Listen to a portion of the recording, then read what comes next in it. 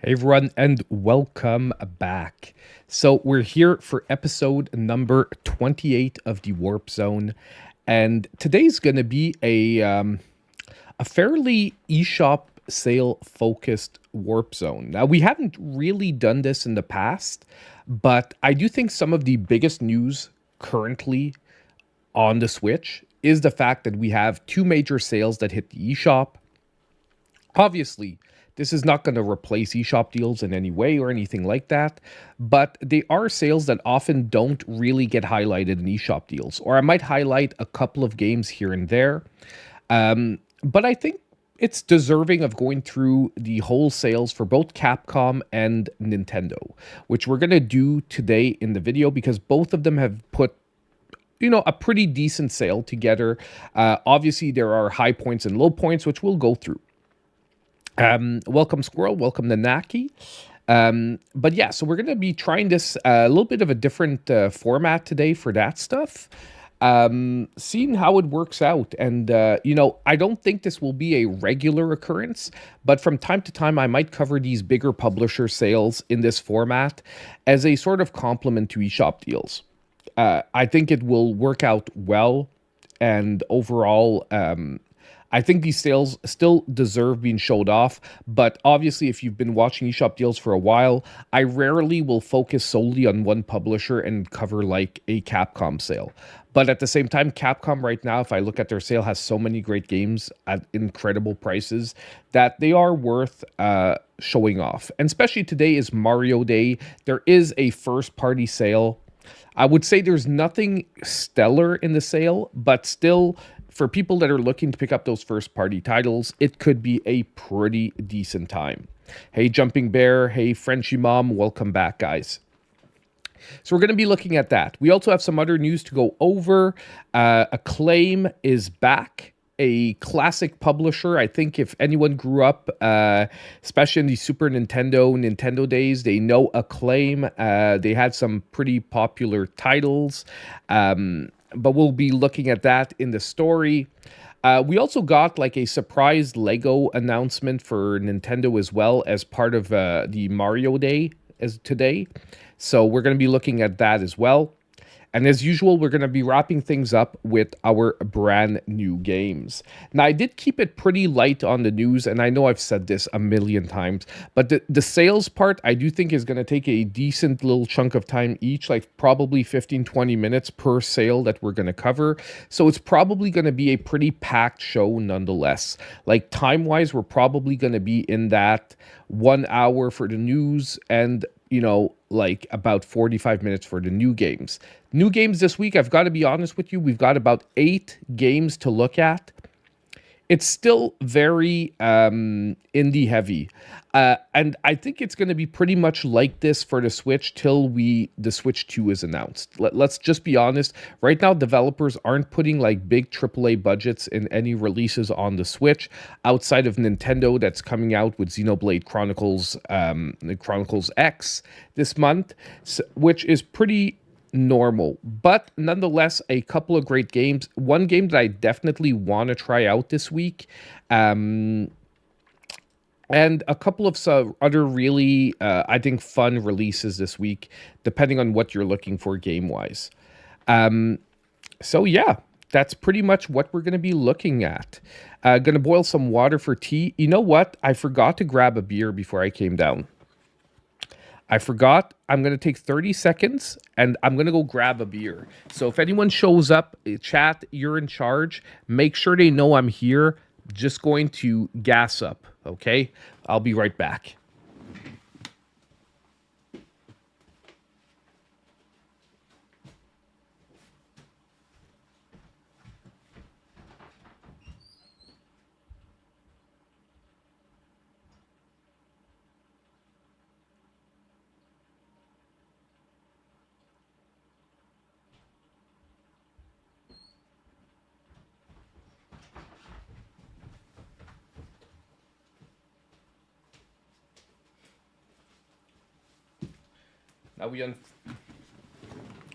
Now, I unfortunately unveiled a second problem.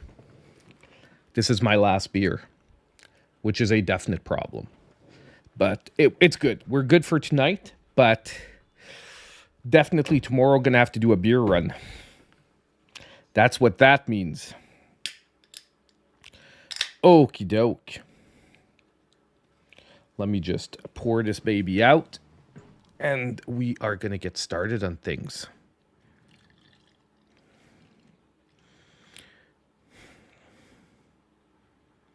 Man, when I logged on earlier, I saw Jumping Bear was once again back on Monster Hunter Wilds.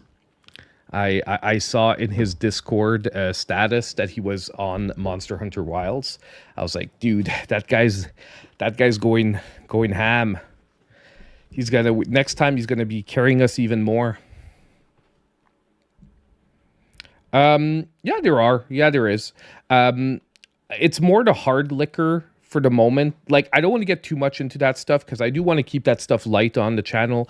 I have no ill will towards any Americans and anything. So, but yes, there are still American beers selling in Canada. It's more the hard liquor that they're pulling off the shelves. So if you want like some JD or like, some bourbon or whatnot, that's going to be harder to find. But yeah. And because like I said, it's something that I'm totally over as a individual. The governments are going to hash that out, and you know what? Either way, everyone's going to be happy. I have American friends. I consider many of you in the chat my friends, and I really don't want any kind of divide between anyone that I know or anything like that. And I think that keeping talking about it is just causing that. And things are going to get hashed out. And you know what? In the end, I'm pretty sure both sides are going to be extremely, extremely... it's going to end up being extremely happy. And I've said so before, I work in the financial markets, and the financial markets themselves are sort of self-regulating the problems. The market crashes are very voluntary by investors that are sending a message that they don't want that. So that's and that's all I'm going to say about that. Exactly. It's like I'm like, dude, we have so many problems elsewhere in the world. Why are we looking for problems with other people? I'm really over it 1,000,000%. The only thing I do suck, and that's the one thing I will say gaming wise, and this is just a gaming problem. I talked about it before. I decided not to put the story officially anywhere because I didn't want to stir up crap. But, games are looking like they might go up in price due to if the tariffs do get imposed. And unfortunately, I'm going to tell you right now, it might not actually be the tariffs. It's just going to be an excuse for the game companies themselves to raise the average price of games.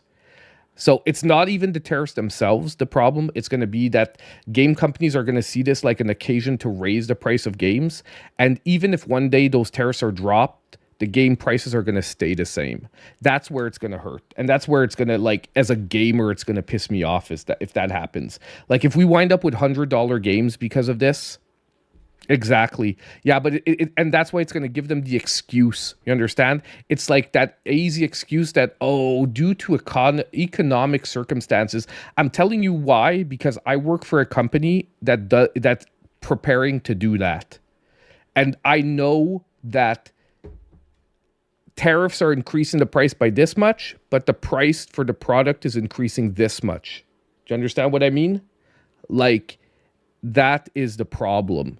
Is that the industries are going to be like, yay, we can make more money off of the back of people. So that's what's going to hurt overall. And that's the part that neither government controls, is that the people that want to make money are just going to make money, and they're going to find a way to basically have a good excuse. But we're done talking about that. Okay, guys? 100% shut down. Let's get back to the good stuff. So, first of all, I wanted to start with the Lego Mario story. Why? Because we're gonna start out with a slow burn. It's probably what Noah like. No, I'm not gonna say the least interesting story because I like this product, but I'm definitely getting the Zelda tree before I'm getting this. The Zelda Lego before this. But basically today we got a video come up by Nintendo of America.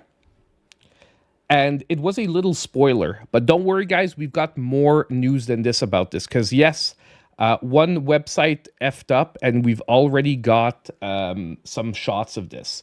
So let's take a look really quickly at the little teaser that they put up, and then we'll jump into what this is actually announcing.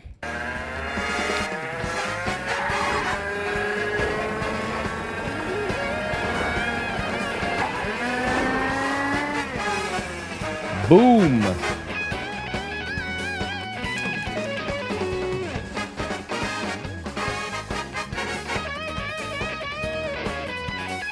So yes, we're getting a new Mario Kart set. Now, we've gotten Mario Kart sets before, but this one is more of a showpiece set, I would say, Lego. Like, if you see my Bowser behind me, like the Lego Bowser here, like, it's a showpiece set. You're not going to be playing with that Lego. Playing with the Bowser is awful. It weighs a ton, okay? But it looks really good on a shelf, okay? But basically, what I was actually wondering, though, from the commercial or from the teaser is, was this going to be remote controllable? Because, you know, Legos, you can put, there are like motors in Lego, like in Technics and whatnot. So I was wondering if this was actually going to be a motorized, maybe even remote controlled Lego set.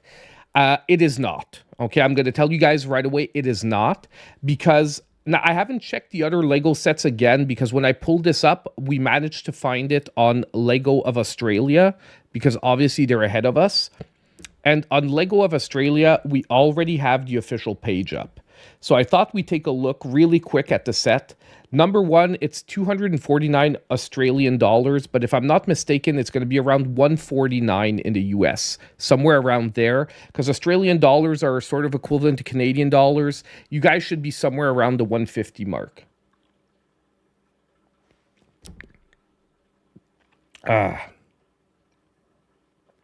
Sorry, guys, gassing up a bit. So yes, getting back to the Lego set. So basically around 150 bucks. And this is really, like I said, going to be a showpiece set. Number one, it's going to be rated 18 plus, because the construction mechanics in it are probably going to be pretty complex. Does that mean if you have like a kid around 12 or 13 that's really good with Legos that he can't put it together?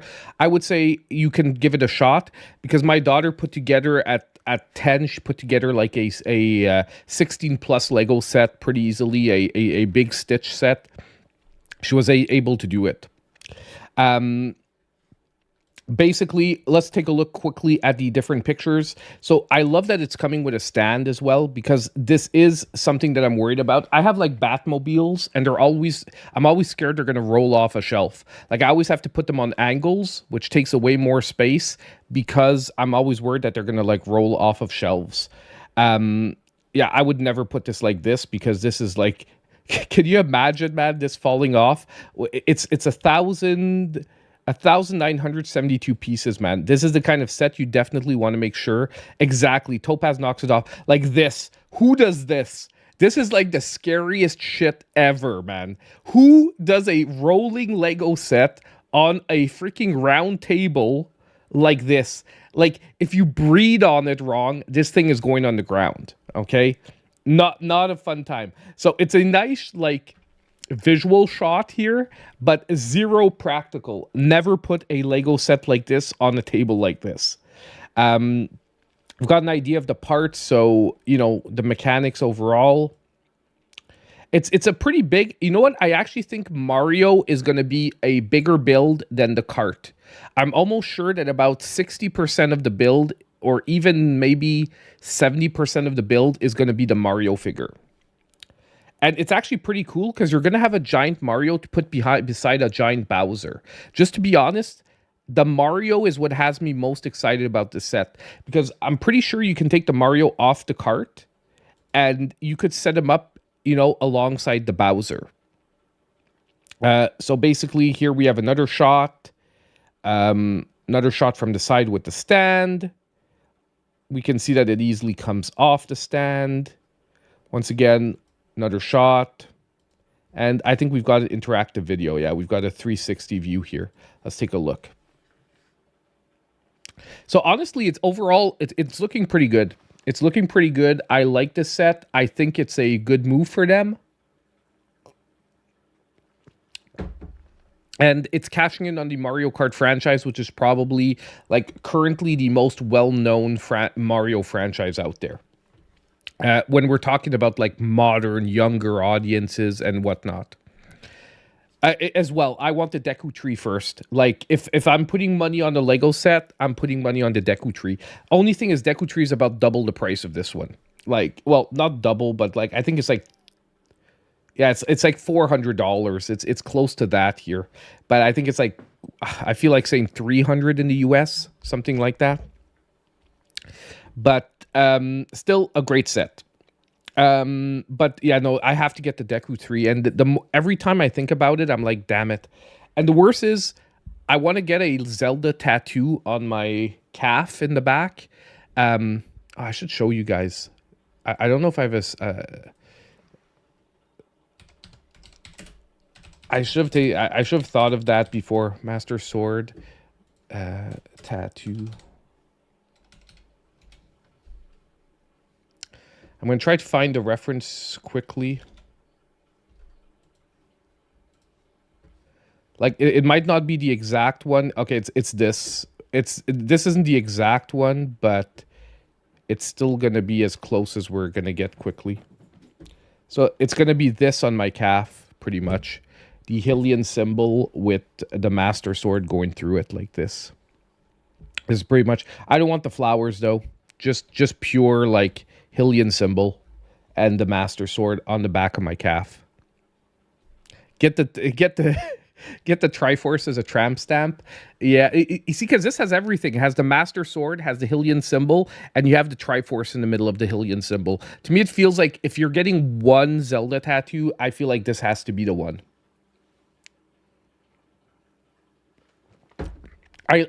This one looked cool as well, but personally... Nah, I'd stick with like the other one. Anyway, quick aside, I want to get that soon. It's like a $350 tattoo here. So it's like, I'm like, Deku Tree tattoo, Deku 3 tattoo. I don't know. But anyway, we'll see. When I have money to spend, we one or the other is going to happen. That won't look good as a tramp stamp, especially with the tip of the blade. You have the tip of the blade going into your butt crack. That would be, like, awesome. You got your tax refund? I have to do my taxes this week. Honestly, if you're just doing the Hylian symbol, that would fit as a tramp stamp, I would say. It would be, like, the perfect one, actually. Sword in the crack? Yeah, exactly. Topaz is using tail whip. Yeah. Okay. Let's get back to the actual stories at hand and stop talking about swords in the crack. Okay. Next, let's jump into the next really quick story before we jump into the sales. Like I said, the story section is going to go by really, really quick. Now, we have a classic publisher coming back. Acclaim is coming back to the video game industry. The Acclaim, by the way, went bankrupt, out of business in 2004. So it's been like 21 years that the company's been shut down. And officially, it was reopened on March 4th of this year. Now, what's really interesting is what they actually said about this. So this is coming to us from Gematsu. But it's been covered in a bunch of other places. Nonetheless, I do think the article hit all the important parts, so we'll look through it really quick. So a team of industry veterans has united to bring back a video game publisher, Acclaim. After more than 2 decades, the company announced. Yeah, the phrasing is a little weird there. It will be led by games industry veteran Alex Joseph, who has more than 2 decades of experience marketing and publishing hundreds of games. Now, what I find really interesting is what we're going to look at right next. So, originally founded in 1987, the newly reborn Acclaim will support independent developers as well as reignite classic franchises, providing resources such as funding, marketing, and public relations support to give independent studios the opportunity to bring their games to a wider audience. Now, this I'm finding super interesting because I think you guys all know here on the channel, I'm a big supporter of indie games. One of the biggest problems for indie games, though, is the marketing and the exposure of the games. Outside of influencers like myself and other channels that focus on indie games have a real, like, I would say the biggest issue for them is marketing. And even sometimes just marketing advice, like changing the title of your game, making a decent thumbnail for your game on the eShop. Sometimes I know it's stupid, but indie publishers don't realize how important these parts of the video game publishing is. Because if the thumbnail doesn't catch the average viewer on the eShop, if you don't have a trailer that's put together in a decent fashion, if you don't have a title that sort of gives you a feeling of what the game is about right off the bat, it's really hard to stand out. I delve into each game that's released every week and take a look at them. And due to experience over time, I'm able to sometimes weed out some that have a terrible thumbnail, a terrible title. We'll see one in the games this week that, like, honestly has in my opinion, has a terrible title. But when you actually take the time to look at the trailer, game looks good. Okay, or the game has potential. So to have actually a bigger name publisher behind indie games really helps a lot. It really does. Like, I'll just mention one. Devolver Digital does a hell of a job for their indie developers. Because Devolver is mostly a publisher, not a developer, but they weed out the best games and they know how to market their games. And they pay to have the trailers shown in showcases so that people get excited for the games. And that is something that the indie industry needs more of. And like I said, even from the advice perspective. Let's continue on. So it's an absolute honor and pleasure to be leading the charge and bringing back Acclaim back to the forefront of the games industry, said Joseph in a press release. We're fortunate to have an extremely talented team, and we've already signed some incredible indie titles, which we'll be revealing soon. Excited to see that. In order to resurrect and revitalize its beloved portfolio of classics, talking about its intellectual properties, but I looked into this a little deeper myself, and there is a little issue here. Acclaim has assembled an advisory board comprised of industry leaders, including Russell Binder at Stryker Entertainment, Mark Kaplan at Ridge Partners, and Jeff Jarrett at Global Force Entertainment. For more than 3 decades, I've had the privilege to have been a part of both the wrestling and gaming universe, and I'm thrilled to now be a partner of the revival of Acclaim, an iconic publisher known for releasing some of the most legendary games of the 80s and 90s, said Jarrett. And from my early involvement with the publisher's 16-bit WWF titles to the, by the way, for those who don't know, the WWE used to be called the WWF, so we're talking about wrestling titles here, to my experience helping shape the TNA wrestling series, which spawned the first video game wrestler to become a full-time roster member in the Squared Circle. I've seen firsthand the type of impact that great games can have on players and fans. Resurrecting Acclaim is an opportunity to impart the same degree of passion and love to a new generation, and I'm excited to be involved.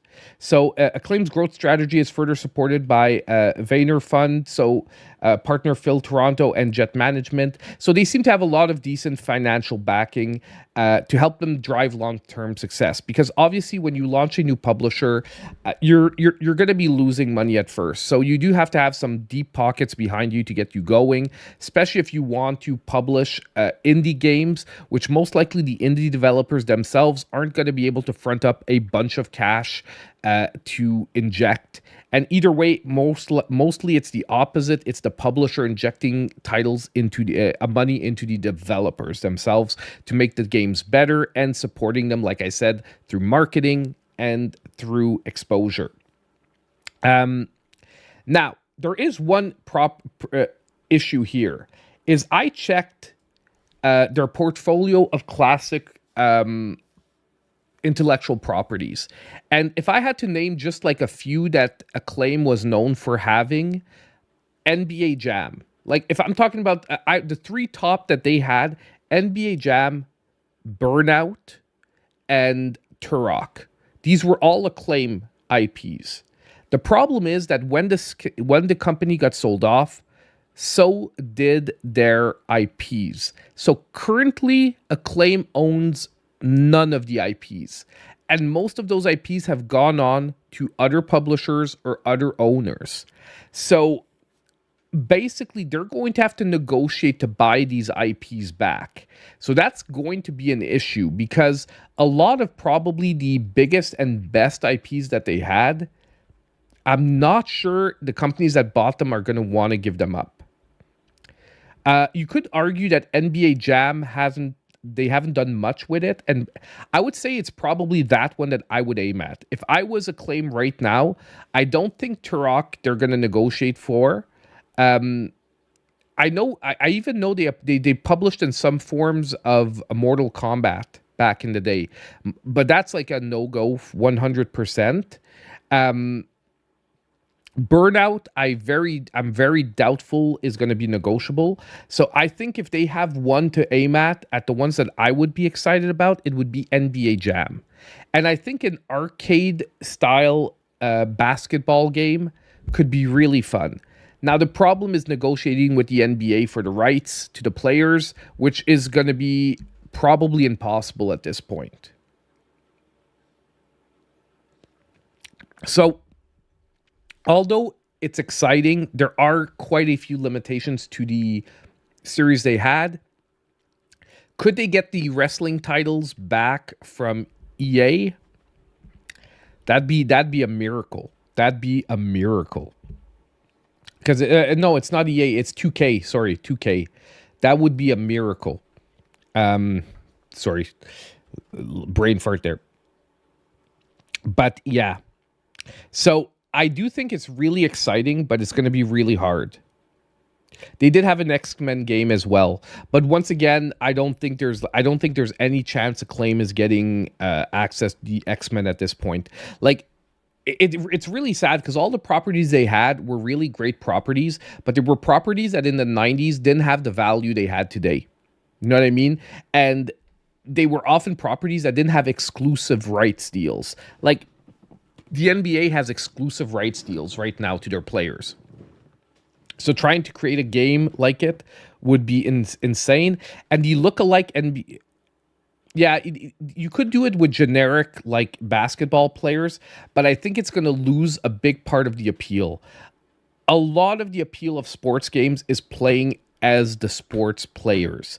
Like, even if I personally wouldn't give a crap, I don't think the major player base for sports games is going to not care.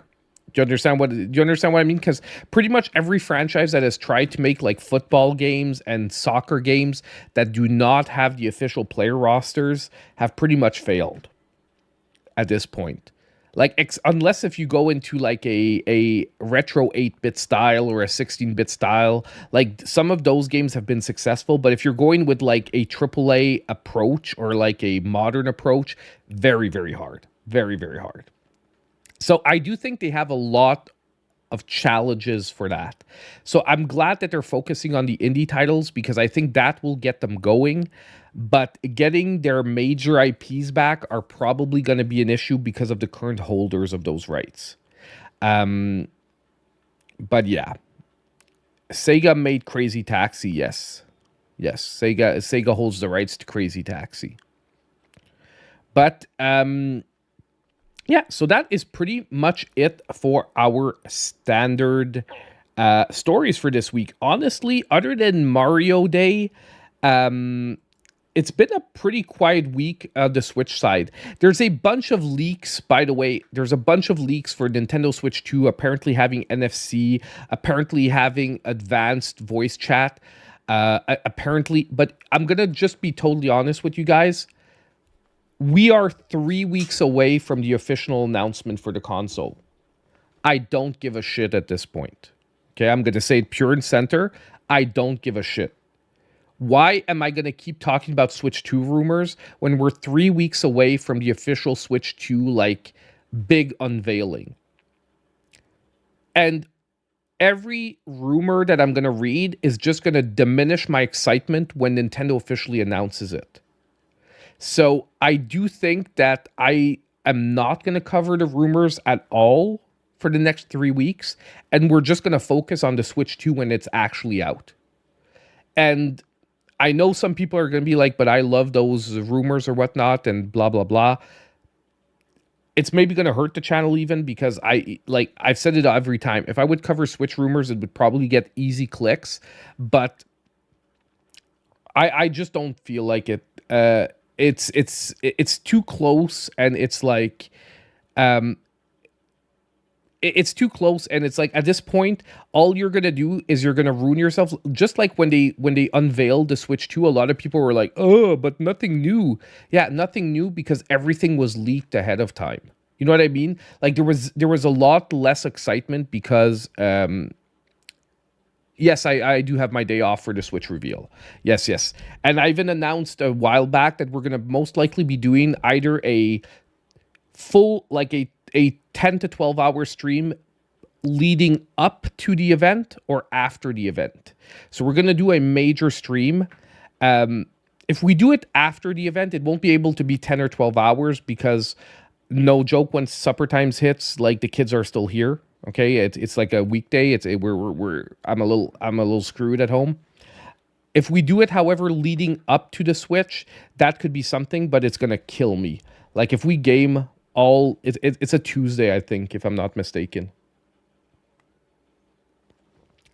April 2nd, Tuesday or Wednesday, one or the other.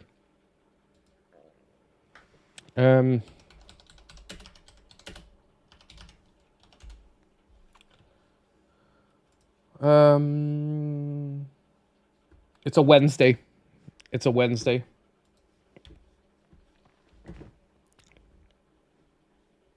But yeah, so that is the Switch 2 rumor stuff. So by the way, if I'm not covering it, it's not that I didn't see any of it. Like I saw the titles and I saw the rumors because I keep up on everything Switch. But I just don't see the point of covering it at this point. It's just dumb. And why are we looking at rumors when we're 3 weeks away from knowing the real thing? So you're either going to get excited over a feature that's not going to be there, and then you're going to have a feeling of disappointment, or you're going to get excited over a feature, and then when it's officially going to be announced, it's going to diminish your level of excitement because you sort of already knew about it. Okay, doke. So that is that. Now, it is time to take a look at some eShop deals. So this is going to be a very different format than when we do the official eShop deals videos. We're basically going to take a look at pretty much all the games that are on sale. Now, I am going to be skipping the... Well, let me do this as more of like an official presentation because I might actually republish this separately after. Save up Canadian shoppers drug mart points for the new console. That's awesome. Hell for games. Hell for gamers. Sorry, my bad. It's up to the sports fans to stand up to the greed and boycott the licensed games. Yeah, problem is I don't think that's going to happen. You know why? Because most of the people that buy sports video games aren't like video game activists. Do you understand what I mean? Like, I'm not saying they're not gamers, and I'm not saying there aren't some people that play sports games and other games, but there is a huge basin of people that only play like sports games. Like, I have friends that are like that. Like, they buy like Call of Duty, they buy NFL, they buy maybe soccer or NBA, and honestly, they game on that all year. So they don't keep up to date with like what's happening, why is the games not good or not. They don't watch reviews about the games. They just buy them when they come out. You know what I mean? So I do think that that's an issue about that industry that will be very hard to get people to not buy a game to make EA make a better game. Because I do agree that EA's been like, pretty much phoning it in for the last like 15 years. But it is what it is. You know what I mean? And personally, I buy sport. Like, I don't care if I'm not playing with this year's sports teams. So I buy sports games a year or two after they come out when they're $5 in a bargain bin. Like, currently, I have NHL 23. Like, you know what I mean? Because I don't care about playing with this year's players right away. Like, to me, NHL is NHL, and like, sometimes is there a current player that I'm like, oh, I can't wait to try him out, but I'm not the kind of player that minds doing it like a year late or 2 years late. So I'm not the public that needs to that this needs to address to. But I think you're right. I think you're right that a boycott would be worth it, but I seriously doubt it's going to happen. Okay, so now we are going to be covering the Mario first party. We're going to be covering the Mario Day first party sales. So we're going to be pretty much looking at every game that's currently on sale, part of the Mario sale. However, I'll be honest, I'll be skipping some of the DLC packs. I might mention them quickly, but I'm really going to focus on the different games that are currently on sale. So right now, as part of Mario Day, I'll be honest, however, Nintendo hasn't done any major moves. A lot of their bigger first-party titles are getting that standard 30% off. We're going to see which titles are discounted for this Mario Day. I do think, however, some of the best deals are the secondary IPs, like the IPs that have been done by other developers, and their games can be got for really cheap right now. But we're going to take a look at pretty much all the games, like I said, and let's jump straight in. So first of all, we have Mario and Sonic at the Olympic Games Tokyo 2020. Now, it's reduced by 60% for $23.99, which is a pretty decent price for the game. I'll be honest with you guys, this is a package of different mini games. Problem is, we have a lot of those on the Switch, and this is far from one of the best ones. There are some fun parts to it, especially the retro version of the different sports themes. However, I've got to say, it's a game you'll get tired of pretty quickly. And if you're buying this game, it's to play with family, friends in multiplayer mode. Because if you're buying this game as a single player game, I would say save your money, skip it, go to something else. But nonetheless, $23.99 is a pretty decent price for this game. I don't think it's probably going to hit the $15 mark, but it's going to take a long time to do so, especially because you have both Nintendo and Sega properties here. So that is our first sale for today. Next, we have a game that has a special place in my heart, Captain Toad Treasure Tracker. Why does it have a special place in my heart? Because it was one of the first Switch games I played on the Switch. It is one of the first games that helped me fall in love with the Switch. It is a sort of 3D puzzle platformer where you can rotate the screen all around the different environments, and you basically have to get Toad through the stage while picking up some collectibles. Amazing game. I've got to say, I think this is one of the underrated games on the Switch that maybe got forgotten because it released so early in the Switch's life cycle. It was also a rehash of it also came out on the 3DS. However, I've got to say the Switch version is a huge upgrade. I played through the whole thing. I 100%ed it. I even did the DLC with Toadette. I loved this game to death when I played it.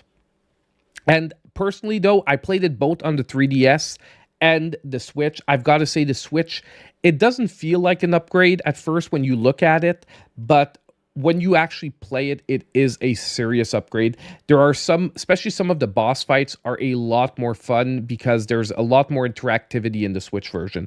Like the graphics do a lot of heavy lifting there.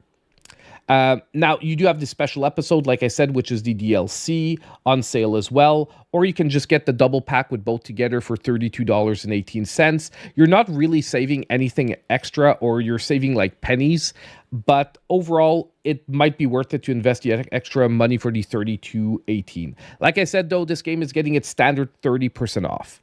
So now if we jump into a bigger first-party game, we have Luigi's Mansion 3. Luigi's Mansion 3 is overall a awesome game. If you haven't played this game yet, it is probably still to today one of the best looking first party titles on the Nintendo Switch. It is also, in my opinion, by far the best Luigi's Mansion. Every floor of the building feels like a whole new game that you're playing, a whole new environment. It is really great. Also, if you picked up the base game and you haven't had a chance to pick up the DLC, well, it's a great time to pick up the multiplayer pack for only $6.99. I do think that the DLCs being on sale for this sale is a great thing because some people do have the base games and you've been maybe waiting to pick up the DLC. Well, at least you're getting it at 30% off. So Luigi's Mansion 3, I think one of the better pickups for this sale as well. But next we have probably one of my favorite pickups overall, Mario plus Rabbids Kingdom Battle, the Gold Edition.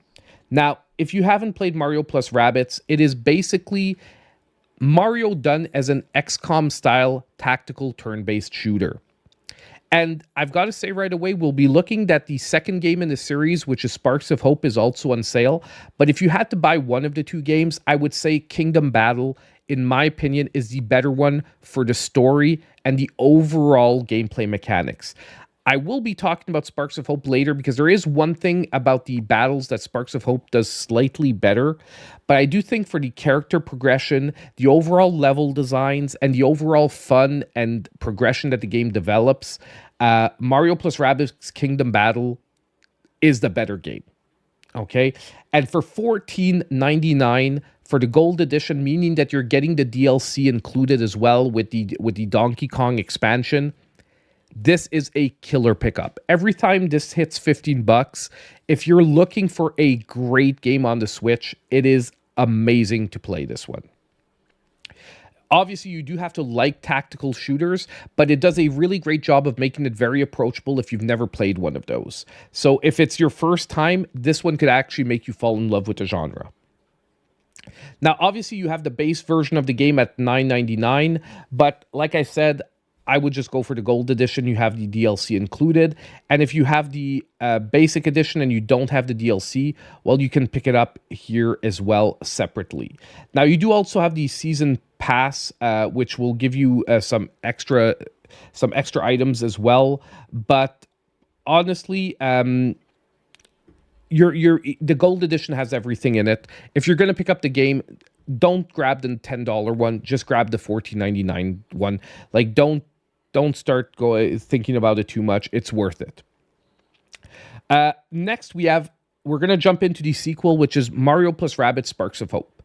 Now, I had a lot of hope for this game. Sparks of Hope, haha, yes, play on words.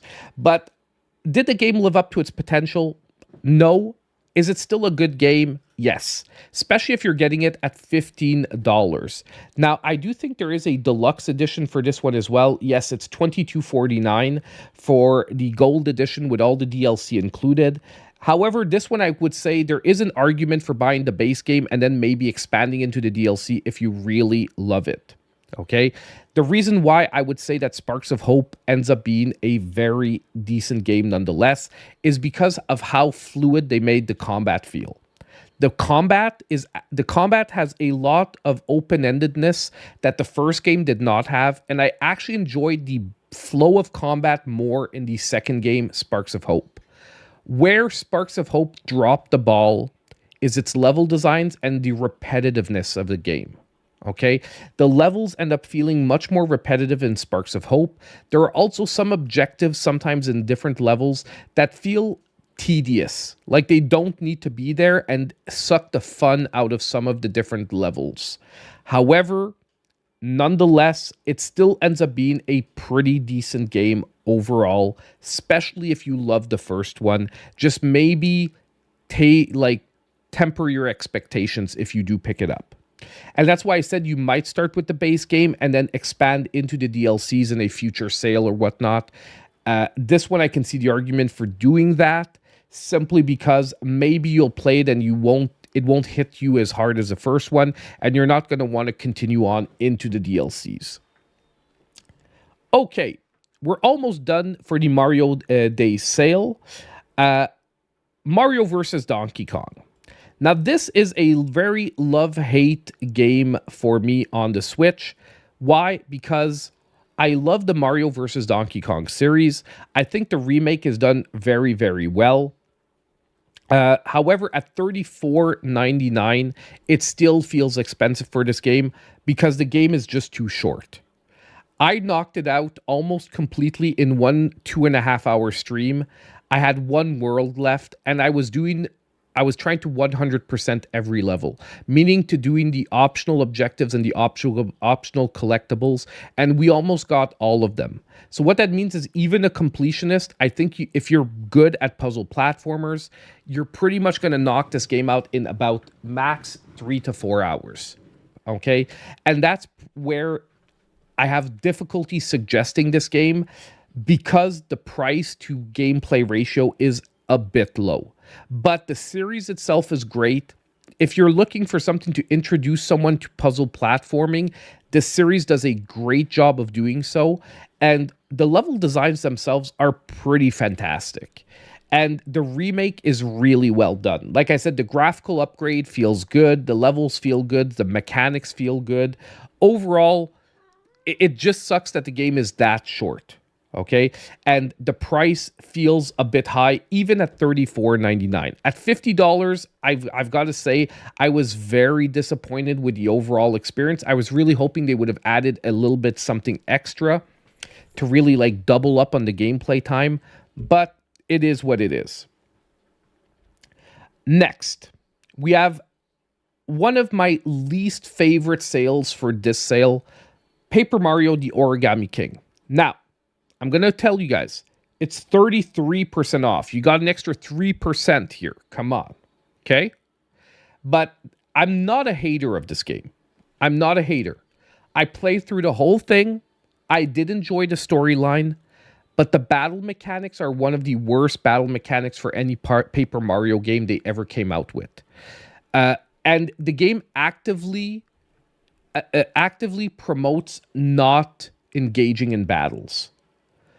I'm not going to get into details, but there's basically no progression system for levels or experience in the game. So there's actually no advantage to fighting in battles that you don't absolutely have to fight in, other than maybe practicing the strategy for the combat system. And that was the most disappointing. And furthermore, it's really hard to suggest Paper Mario Origami King because number one, we now have Thousand Year Door on the Switch, and we also have Super Mario RPG. So if you're looking for a Mario RPG style game, both those games are far superior. So Origami King, it's not that the game itself is bad. The storyline is actually pretty captivating. It's fun. It's classic Paper Mario slapstick humor, and the characters are interesting, and I did enjoy the storyline, but the battle mechanics are the down point of the game. So this is actually one of my least favorite sales for this Mario 10 sale. We're going to move on because I don't want to slam the game too hard, but I have to say the point is to give you guys the advice of what you should be picking up, and I think this should be last on your list. Okay? With maybe even with another one that we're going to look at in a couple of seconds. Mario Brothers Wonder. What can I say about this game? It is pretty much the best 2D Mario game we've ever gotten since, in my opinion, Super Mario World on the Super Nintendo. There hasn't been a better 2D Mario game since Super Mario World. It was a return to form for the 2D Mario franchise after a few titles that felt like it was phoning it in. This was a return to form. Mario Wonder is a great game. So when you can get it on sale, it's always worth it. It's fun for the whole family. There's some really awesome mechanics in it as well because you can play in multiplayer through the levels. And there's even a mechanic where you can help out less experienced players because if a player plays Yoshi, other players can jump on their back and basically whoever's controlling the Yoshi can basically carry the other player through the level. So if you're playing with younger kids, it's a super fun mechanic because if you're getting to a really tough platforming section, they jump on your back, you played a hero for a minute or two and you carried them through the end of the stage. It really makes the gameplay feel good. And if you're a single player playing the game, it is extremely fun as well. And if you're looking for a challenge, the star levels match that challenge. So the base game itself, I would say, is pretty average for a Mario game on the difficulty scale. But if you challenge yourself to go play the star levels after, you've got quite a few little challenging levels there. So 2D Mario game, this one is amazing. I wish the sale was deeper. Like, I wish this was a 50% off sale for Mario Day, but any money you can get off this game is a pretty decent deal. So if you haven't had a chance yet, 30% off is way better than 60 at $41.99. Next, we jump into Super Mario Maker 2. I wouldn't say it's not as good as the previous Mario game. It's that the pre-made levels are a lot weaker than Mario Wonder. Like, the pre-made levels are just okay, and they're more a way to introduce you to Mario Maker. This game is really for someone who wants to design Mario levels or challenge themselves playing like insanely difficult Mario levels online designed by other people, or just play through fun levels that have like very interesting designs. 33% off, $39.99. Once again, same as the previous Mario game. This one has already been cheaper, however, during some sales physically. But for an eShop sale, it's pretty much the best you're going to get most of the time is that 33% off. So if you are a digital-only player, for all sake, you can go for it. However, I do want to mention, if you wait for physical sales, maybe it'll hit lower again. However, I just want to let you know, Nintendo, unless they do like a Switch Classic series or something like that, I do think they're going to rotate their newer games into the future physical sales. But nonetheless, Super Mario Maker remains an extremely deep game, especially if you get into the community, into the level building, or playing the levels. You can play this game for basically forever. Like, this could be your forever game on the Nintendo Switch. So it's always a decent recommendation. Next, we have Super Mario RPG.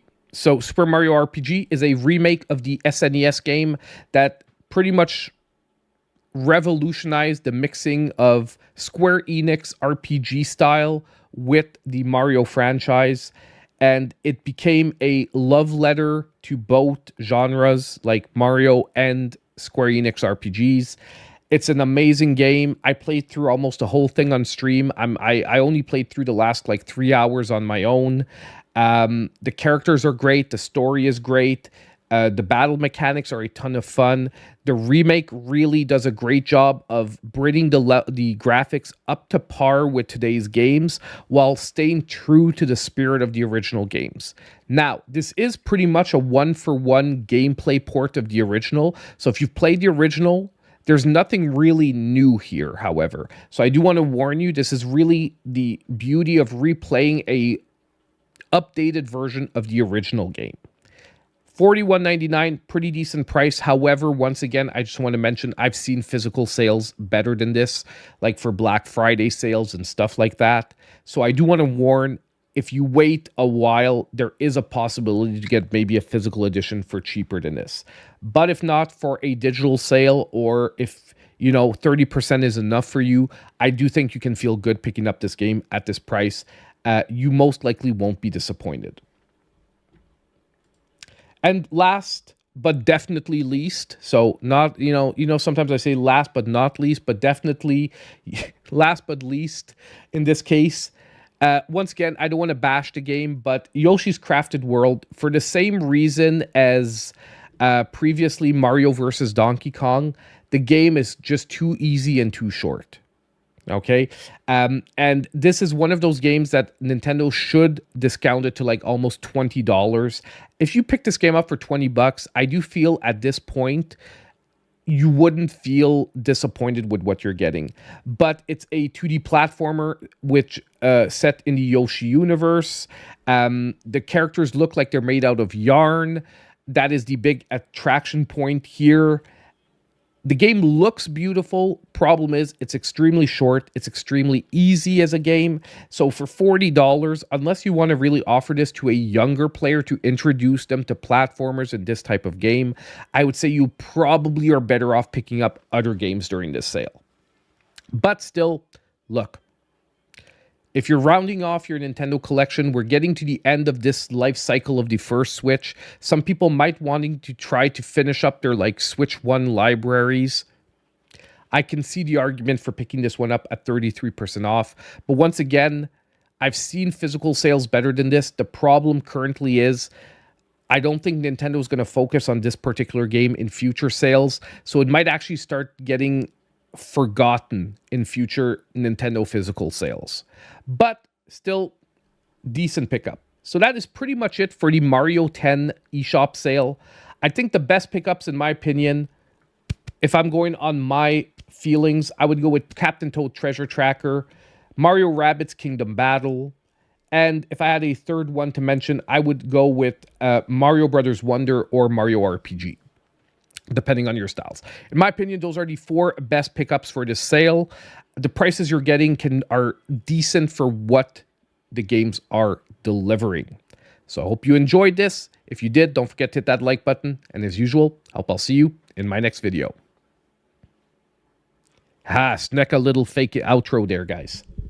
Just in case I do decide to make this a separate video tomorrow on the channel. I most likely will. But I might actually go through some editing and put in some like little...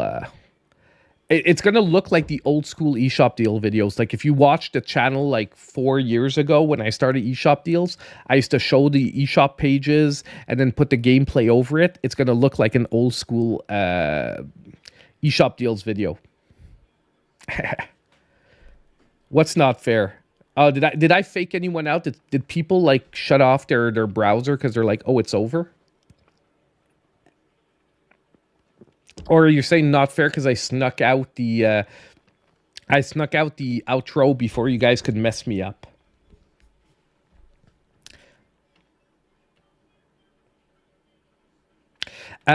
Is there a Sega Day? That's a good question. I don't think there's an official... I think there's a Sonic Day.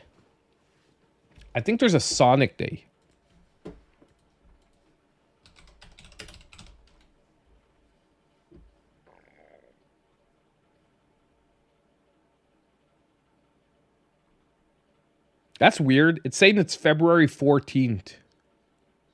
But that's like Valentine's Day. That would be really weird that it's both Sonic Day and Valentine's Day.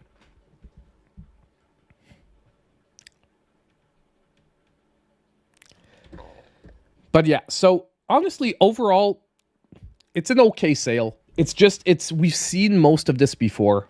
And the reason I wanted to cover this in tonight's video is because, like I said at the start, if you watch eShop deals, I sprinkle in a few deals from the AAA developers, but I like focusing a lot on indie games and games that people wouldn't normally notice on the eShop. And covering this would take over the whole video. You know what I mean? So I wanted to do it tonight in the Warp Zone. Okie doke. Now we have another sale to cover. Now this one I'm not going to do all the games because we have like a shit ton. It's the Capcom sale. Capcom is going hardcore on their sale, man. Like pretty much everything is at equivalent to lowest or lowest ever prices. There's a few things that have been slightly cheaper, but like by $1 or $2 for most of them. Like the Resident Evils, I think they're $9.99. If I'm not mistaken, they've been like $7.99, I feel like saying. But like, yeah. This one we're gonna cover more like we're gonna skip a few. I'm gonna highlight the best ones.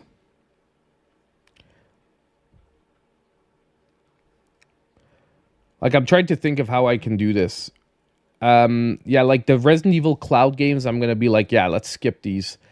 They're super cheap, but honestly, the cloud experience is gonna be so varied that it's not worth it.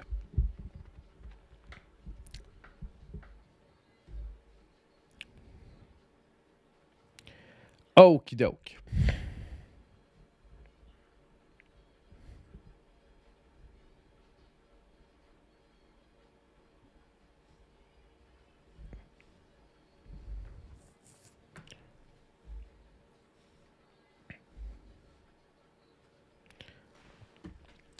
Ugh. Capcom always has in great games since the 80s, yeah. Okay, so now it's time to cover the massive Capcom eShop sale because yes, Capcom has put a discount on pretty much all their games currently. Now we are going to be focusing on the best deals here, so there are a few that we're going to skip or maybe just mention in passing without doing a specific focus on it. First of all, the Ace Attorney collections are between 25 to 40% off. If you love the mix of a visual novel meets investigation game, amazing games. Personally, I wasn't really into visual novels till I tried the Telltale series and the Ace Attorney series. And both these series pretty much turned around my opinion, where I'm like, you know what? I can enjoy the occasional visual novel style for my games. So all three games are, I would say, are definitely worth it. Now you have the double pack of the Ace Attorney original trilogy with the Ace Attorney Apollo trilogy, Apollo Justice, for $35.99 if you want them both together. If not, you have separately the Apollo Justice Ace Attorney trilogy for $29.99 or the Ace Attorney Investigations collection for $29.99 as well at 25% off. Next, we have Monster Hunter Stories. Now, honestly, Monster Hunter is really hitting a high point right now on the Nintendo Switch and even on the PS5 with Wilds. If you want to jump into the Monster Hunter universe, but more in a sort of monster taming RPG style, Monster Hunter Stories is a great game series. And I would say if you don't have either of the games, grab the deluxe collection at 42% off for $39.99. You get both Monster Hunter Stories 1 and 2 with the added DLC stuff. If not, you can go for the base pack, but for the extra $5, honestly, it's not worth not grabbing it all in one shot. If you have the game separate, if you already have one or the other of the game, well, they are on sale separately, so 33% off for Monster Hunter Stories 1, and Monster Hunter Stories 2, I think, is lower down on the list. We'll see that in just a while. Ghost Trick Phantom, a totally underrated Capcom game, 50% off for $14.99. Once again, is a great puzzle-solving mystery adventure game. I would say it's one of the most underrated Capcom games that is currently on the Nintendo Switch. It's a great game overall. Most people haven't played it because it's overshadowed by like Ace Attorney. Not the same gameplay style at all, but definitely worth a pickup, especially at $14.99. If you want a cheap pickup for this Capcom sale that will probably knock your socks off, this is probably going to be it. Next, we start jumping into some of the Mega Man titles. Now, they're going to come back a couple of times on the sale, but first we have the Mega Man Battle Network collections that are 50% off. Look, you've got a crap ton of content here in both collections. Both collections feature like 4 to 5 or even more games from the Mega Man Battle Network series, which, if you don't know, pretty much converts Mega Man into like a strategy RPG type series, but it's more like an action RPG grid-based combat system. Ton of content. Yes, some games are like Pokemon Red and Blue, where they need two versions of sort of the same game. But overall, you're getting a ton of content here. And at 50% off, I do think these are finally worth it. At $40, they were feeling a bit expensive to me when they originally released, simply because, like I said, multiple games are like a second version of the same game. But overall, definitely worth it at 50% off. If you have a love for the series, you want to dive back in, I would definitely say picking it up right now is a good shot at $20 a piece. Now, a couple of games that you should skip. Everything that says cloud, I would skip. Why? Because your experience is going to suffer greatly, especially that some of these games depend on fairly decent reflexes, and depending on your internet connection, your experience is definitely going to vary. So Resident Evil 7, Resident Evil 3 Remake Cloud, Resident Evil Village, the Cloud Edition, skip those. I would say wait. Hopefully the Switch 2 will bring native versions of these games to us. I would just skip the cloud versions for the moment. Next, we jump into some of the Capcom fighting collections. Now, Capcom Fighting Bundle, if you're a fan of Darksiders and some of Capcom's more out there fighting games, this is a great pickup at 66% off for $19. You get pretty much all the I'm mixing up the collections here. That is my bad. No. Yeah, sorry about this. This is Darksiders and the Puzzle Fighters, as well as... hold on. Oh my god, I'm messing this up. My bad. Ugh! Capcom and their freaking fighting collections. Give me a sec. It's because... Okay, I got it. This is the bundle with Street Fighter. I messed it up. My bad, guys. We're just going to start this part over. Okay, so next we're jumping into the Capcom Fighting collections. Now, the base fighting collection here, if you want the Darkstalkers collection, if you already own the Street Fighter 30th Anniversary collection, for $15.99, you basically get all the Darkstalker games, and you get some of the more far out there Capcom fighting titles. However, if you have neither the Street Fighter 30th Anniversary Collection, neither the Capcom Fighting Collection, the Fighting Bundle for $4 more gives you everything from the Fighting Collection plus everything from the Street Fighter 30th Anniversary Collection, which means you're getting 12 different Street Fighter games included as well for an extra $4. This is a massive pickup. If you're a fan of retro fighters, either one of these collections are going to be great, but the Capcom Fighting Bundle is an insane pickup if you don't already own either of the other two parts. As I said previously, we already covered the Great Ace Attorney Chronicles. This is the separate game on its own for $15.99. Once again, another great pickup in the Ace Attorney series. Monster Hunter Stories 2 we spoke about as well. I definitely think the bundle is the better pickup here at 42% off.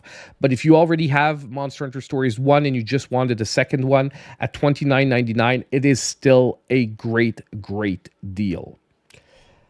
Now, we're going to get to Monster Hunter Rise. We're going to skip for the moment because this is not the bundle you should be picking up, okay? There are Monster Hunter Rise bundles that are going to be on sale that are far better than this, so we're going to come back to this just a little bit later. Ghosts and Goblins Resurrection. If you're a fan of challenging 2D platformers, I really love this game. I know the game got a lot of hate because some people maybe... the purists didn't like that there were easy modes, and the people that were using the easy modes didn't like that you couldn't play through the whole game in easy mode. But if you think that the easy mode is supposed to train you to upgrading difficulty to eventually experience the whole game, that's where I think the love of this game really comes in. And 66% off, $9.99 is a great deal for this game. The game looks great on the Switch. I love the different art style. I find it's a really modernized version of the original game. It keeps the same heart once again. However, it really modernizes it and makes it look good on current consoles. I know some people didn't like the new art style, but I disagreed. I loved it. Shinsekai Into the Depths, an underwater Metroidvania, another lesser-known Capcom title that is an amazing pickup. And at 50% off for $9.99, if you want a great underwater Metroidvania, absolutely fantastic game. Absolutely fantastic. And it's, once again, one of Capcom's lesser-known titles that doesn't get the praise that it deserves. So, $9.99, a great budget pickup yet again for this sale. Mega Man Zero ZX Collection. look, let's do it right now. Let's talk about all the Mega Man 0ZX collection. It is collections. So we have Mega Man 0ZX that is 66% off for $9.99. However, we also have Mega Man 11 at $9.99 and the various Mega Man X and Mega Man collections at $7.99 a piece. I'm a huge Mega Man fan. These are amazing prices for all these games. If you want a ton of retro fun, pretty much every one of these collections are going to be a great pickup. Mega Man 0ZX Legacy Collection is maybe not the best starting point because I would argue that it is some of the more challenging games where the games almost become slight Metroidvanias, and you're also playing a Zero, which forces you to be in like a melee combat situation for some parts to later on. So I would argue that this is one of the more difficult, maybe not the best starting point, but if you're already used to Mega Man, this is a steal at 66% off for $9.99. After that, if you want the best pickups, in my opinion, Mega Man X Legacy Collection Part 1, best pickup overall. The best Mega Man games, in my opinion, in the whole series are in this collection for $7.99. Mega Man X1, X4 are my favorites. However, I know a lot of people have a sweet spot for X2 and X3 as well. Great games, just my favorites were the original and Mega Man X4. After that, I would say the basic Mega Man Legacy Collection. These are the classic first 6 games that started the series. If you do pick this one up, don't start with Mega Man 1, start with Mega Man 2. Then work your way back. Why? Mega Man 1, a little rough around the edges. Mega Man 2 refined it. So I would actually say start with Mega Man 2, work your way back. And then you can go up after that. Secondary, Mega Man Legacy Collection 2. Great, fantastic games, bringing you up to Mega Man 9 and 10. So you've got Mega Man 7 to 9 and 10. I would say still all pretty much great games. There are some, however, that has such a different play or art style that it will throw some people off. And my least favorite is the Mega Man X Legacy Collection 2. Unfortunately, there are a couple of decent games with Mega Man X5 and X6. 6 in there. But there are some really stinkers. Okay, there are some of the worst Mega Man games of all time as well in there. With Mega Man, I would say like, no, it's X6 and 7 that are really bad. My bad. Correction. X5 was pretty decent. X8 actually started getting the series slightly back on track. 6 and 7, I would skip them all together. So if there's anyone you want to skip, this would maybe be it. And Mega Man 11, great pickup. Okay, Resident Evil, pretty much the same thing. All great games, these. All the ones that don't say Cloud, great games. Favorites overall, original Resident Evil 4, and 0. 5 and 6, slightly weaker.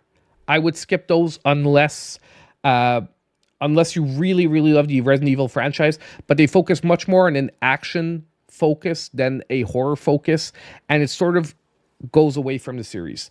But all 50% off, we're talking about $9.99 a piece. You're getting a great game for a great price. The steal of the wholesale, however, is Dragon's Dogma Dark Arisen for $4.99. 83% off. This game is a love letter to action RPGs. It is a fantastic game overall, and it's actually unbelievable to think that it's only $4.99. So if you're picking up one game from the sale that you haven't played yet, and you even enjoy action RPGs in any way, Dragon's Dogma Dark Arisen has to be it. And obviously, I'm getting an age verification. Original Ace Attorney Trilogy for $9.99. So if you want to pick up just this one, pretty decent pickup. Onimusha Warlords, it's a decent game. Action hack and slash. We're getting the age verification. Not my actual birth date, but at least we're going to get through it. Onimusha Warlords, like I said, pretty decent action hack and slash. Some pretty decent graphics, but from time to time the camera can be a little wonky, but still decent game for $9.99 if you like a action hack and slash. Capcom Beat 'em Up Bundle. I have a sweet spot for this bundle. $9.99. Great Capcom beat 'em up games, some great classic arcade games. I really love Knights of the Round. I used to rent it on the SNES all the time with my friends, and we played the crap out of this game. Now, these are the original arcade versions, however, so they will be slightly different than if you played any of these games on the SNES or any other consoles, but does not mean weaker. I would even say that graphically they are slightly better than those games. Monster Hunter Generations Ultimate can be fun, but it is definitely, I would say, overshadowed by Monster Hunter Rise. So if you're going to buy a Monster Hunter game on the Nintendo Switch, we're going to get to it. It's going to be the closing game that we're going to look at. Monster Hunter Rise is going to be your answer here. So, okay game, just overshadowed by its follow-up. And Monster Hunter needs such a time commitment that I would say just skip this one. Resident Evil Revelations. These were separately. These are two of my favorite games from the Resident Evil series as well to play on the Switch. I said that Resident Evil 1, 4, and 0 were great pickups. Resident Evil Revelations 1 and 2, number 1, are the best place to play them would be the Switch. These were originally released on, I feel like saying the 3DS if I'm not mistaken, but on the handheld consoles, and they get the best bump up from their being on the Switch. They also let you play with motion controls that actually work pretty decent. However, you know, that'll be a case-by-case basis. And they are a steal at 60% off for $7.99. Ultra Street Fighter 2, the first challengers. Look, if you're looking for the best way to play a modernized version of Street Fighter 2, and you don't want just a classic version that's included in the 30th anniversary collection, this is still a fun way. It's just a little pricey at $20 for one Street Fighter game, when you've got collections that will give you 12 games for around the same price or even cheaper. That's the one thing I have to say here. But still, it is a fun game if you have a huge nostalgia for Street Fighter 2 and you want to see a graphically modernized version of the game. Now, the Mega Man Battle Network Legacy Collection, if you want both versions together, you've got it here at 50% off for $29.99. We're going to skip all the DLC stuff because this is DLC stuff for the other games. Like I said, we're going to come back to Monster Hunter. No, just before, I do want to talk about the Capcom Arcade Second Stadium Bundle. These don't get a lot of attention, but if you're a huge fan of arcade-style games, this is actually a pretty great collection. And $15.99 for, I think you're getting 30 games here, including like some Street Fighter games, some Mega Man games. You're getting a great collection here for $15.99.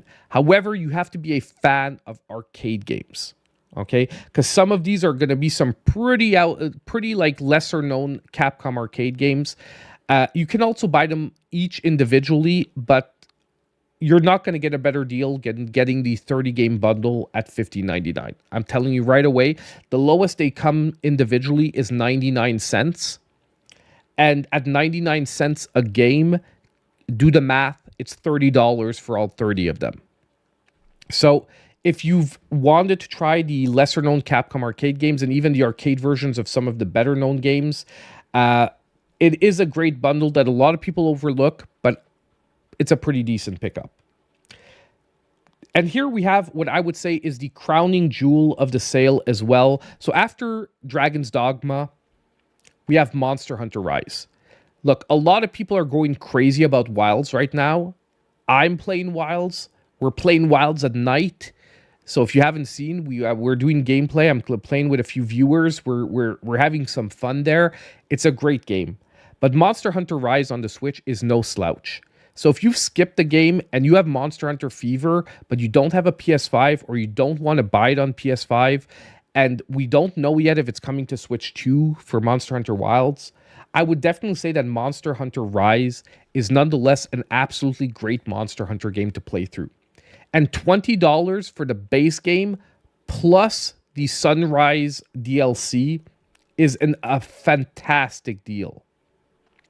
It's an absolutely fantastic deal. And I would say the only way you don't pick up this deal is because you already own Monster Hunter, the base game, and then you just pick up the Sunbreak DLC for $14.99. But the problem is like I said here, You can get both for $5 more. I know it's going to suck if you have the base game and you're going to buy the DLC for $14.99. It's still worth it at 70% off, but this is really like the crowning pack. If you don't have either one, you pick up Monster Hunter Rise plus Sunbreak for $19.99. It's a fantastic deal.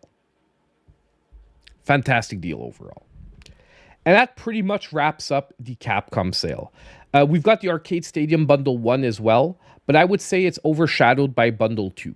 Okay, so if you do want to look, these are really lesser known Capcom arcade games for the most part. There's Strider and a couple of better known ones. Not Strider, a little, but there's a couple of better known ones here. It's Captain something. But overall, the Bundle 2 is the stronger of the two bundles. So I hope you had fun going through this Capcom sale with me. Hope you found something that you're going to enjoy. And as usual, hope I'll see you guys in my next video. Oof, that is a rough thing. Honestly, I don't know if I'm going to do the Capcom one separately. I just did the fake outro just in case. But I think it's going to be a bit much considering that I'm also going to do an eShop deals on Wednesday or Thursday. But I just did the fake outro just in case. And the Capcom sale, it was a little bit harder to...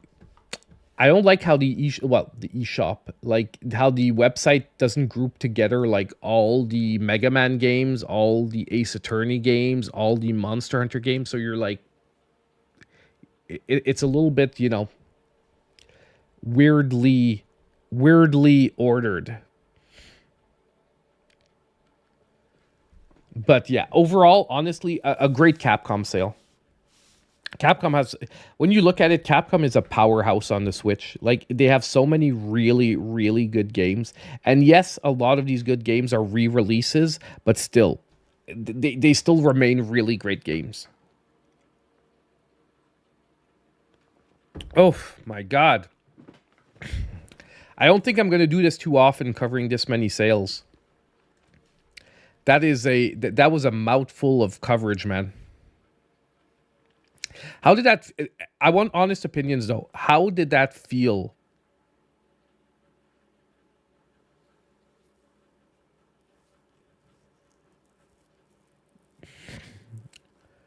How do you locate your recording cuts? I pretty much listened through the whole video, and I just cut where I feel I'd need to cut. And these, I'll do very little cutting except for the part where, like, I messed up on the Capcom fighting bundle just because I thought it was the two different fighting bundles, but it was actually, like, the bundle grouping the two together. But it's because Capcom, you know, they have, like, they have the Capcom fighting bundle, they have the Street Fighter 30th anniversary bundle, then they have the Capcom fighting, arcade bundle for the Marvel versus Capcom fighting arcade bundle, and then the fighting bundle too. Like, their naming on those bundles is a little exhaustive. I said Sunrise, didn't I? Instead of Sunbreak. Ugh! God damn it. I knew I was going to do that too. Because every time someone asks me what the DLC is called, I say Sunrise instead of Sunbreak.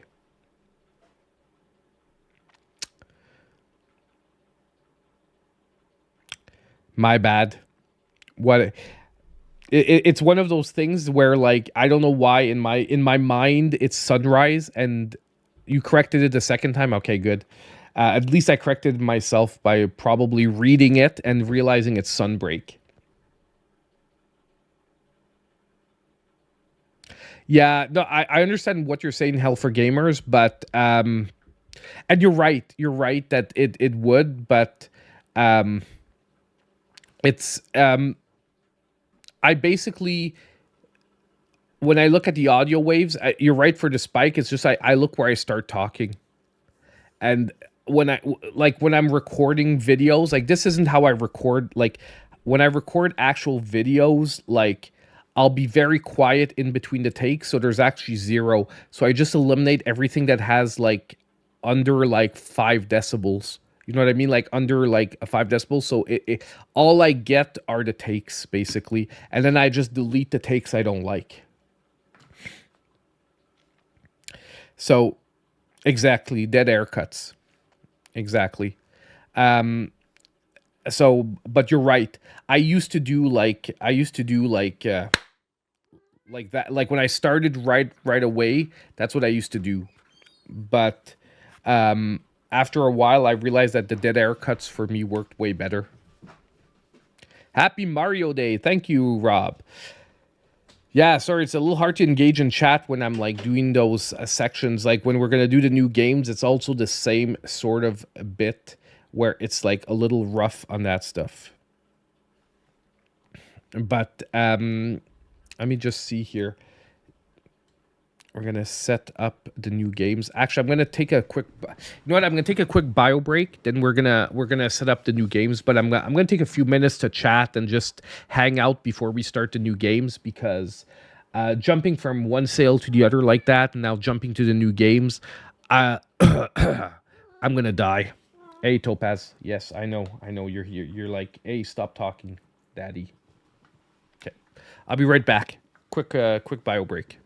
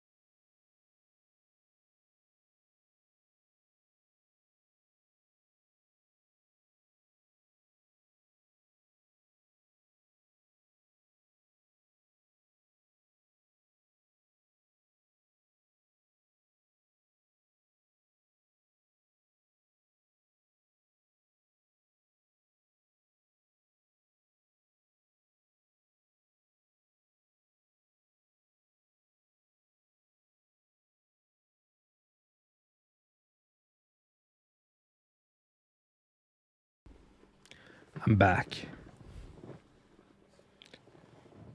Old Switch? No, I think the old Switch is gonna keep a decent value.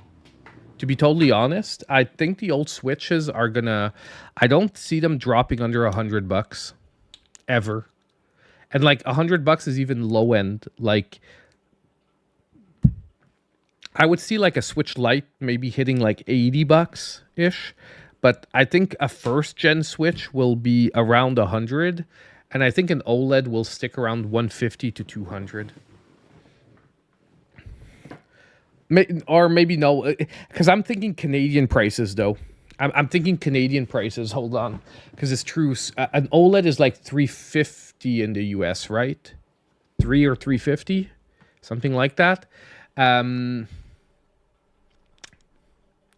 Like I would say like 50% market value, and it depends what they do with the Switch 2. Like like I know it's going to be retro compatible, but it depends like in what way. Whoops, I just hit my camera.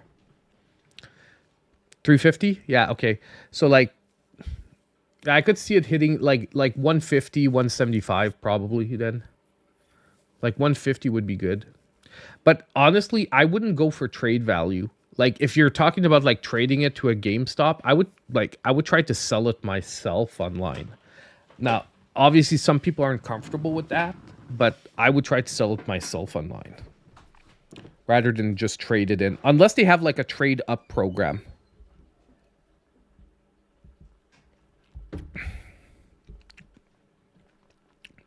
Yeah, but you're going to see like Switch 1s are going to, there's going to be like a rarity that's going to happen to them. And it really depends too what's going to happen with the modding scene. Because as Switch 1s are going to become like not the active console, the modding scene's going to actually pick up.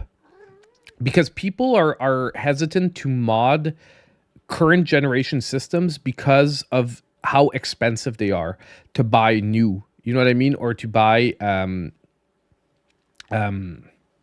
not new, but like you're not if it's your primary console, very few people, unless you're very comfortable with modding or able to like buy another one if something goes wrong, are going to be willing to try to mod it.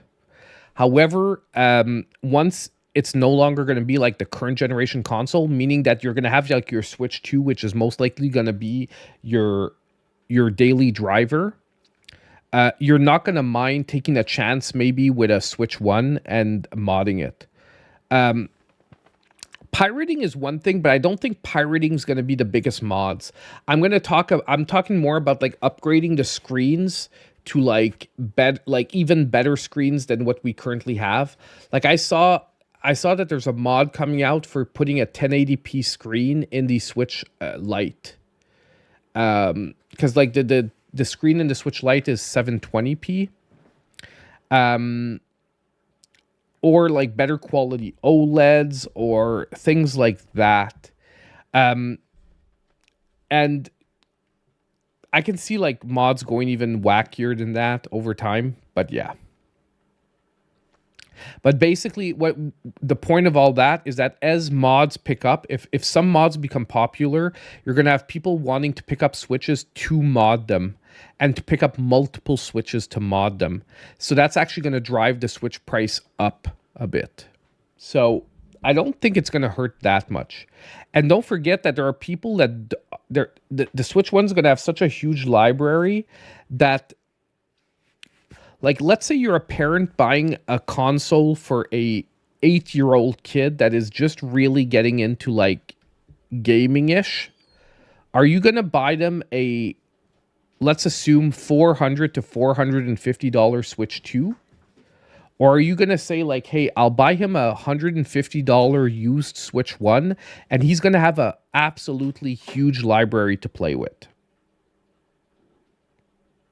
You know what I mean? That could be really something that could be really interesting. Sorry, guys, my shoulder's acting up.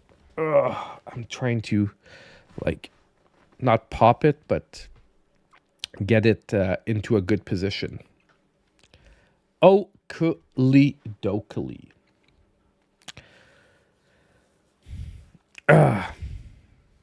There's new like 2025 new joystick tech beyond Hall effects type. Yeah, I know.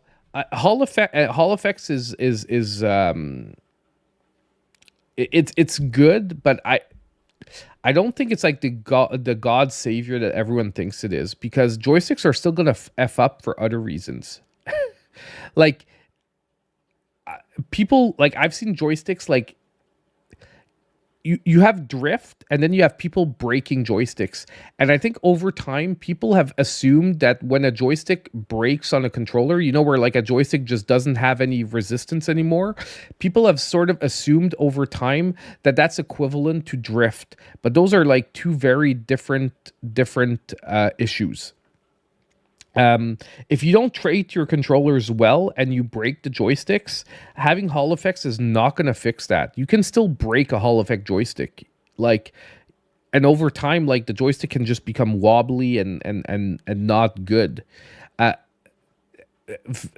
me, when we're talking about drift, it's that physically your joystick looks fine, but you're getting like that, you know, that drift where your character move, like you're getting an input that isn't there, but physically the joystick looks like it's still okay. And over time, people started thinking that like, oh, we'll never have to replace controllers. Dude, man, I've seen so many effed up controllers when I worked at GameStop where I was like, what the crap? What the heck are you doing with your freaking controllers? Like, I'm a person like, I can be rough with a controller, but I don't know. I've always had like this, you know what I mean? Like, I think the only controller that over time really, like the only part of controllers over time is D-pads eventually get too soft on controllers with me. But that's like the only part. And like, it takes years. It takes like 3 or 4 years of slamming that D-pad to get it to be problematic. Okay, guys, I think we're going to move into the new games now. Let's get this out of the way. That way, if we want to chat or if we want to have fun after that, we can just sort of have some time afterwards. Now, don't mess up my intro. Okay? No messing the intro. I want to do it once, and I want to do it right. Let me just count. 1, 2, 3, 6, 7, 8.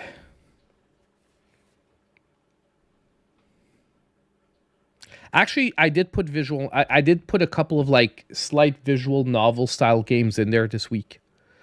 Not Beach Boys 3. Which, don't forget, I haven't forgotten. We're going to play. We're going to play Beach Boys 3.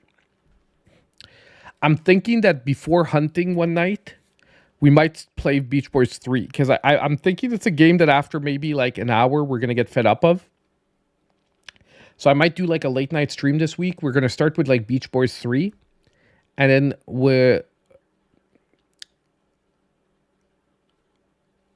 you'll be right on the price for the Switch 2.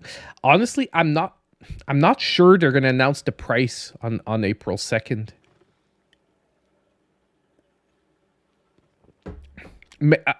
Maybe, possibly. I hope so. But I'm not 100% sure that they're going to announce the price.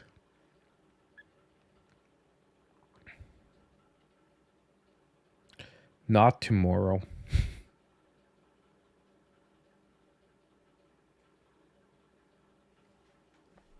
You added some pictures of your Switch console to the Discord.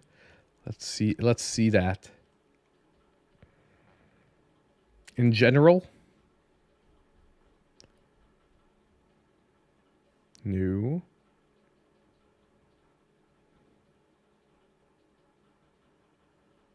Oh, to your Discord.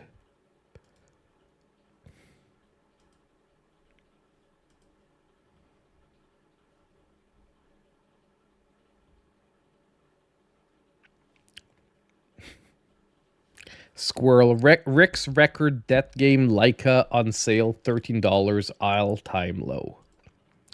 Do you think no way I'm covering that game.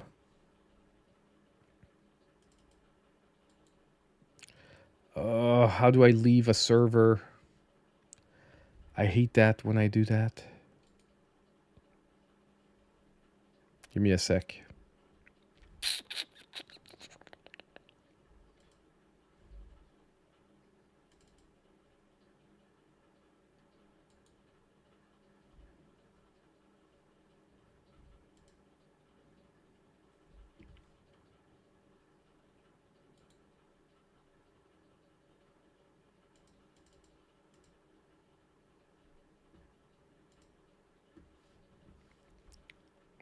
I'll do it later.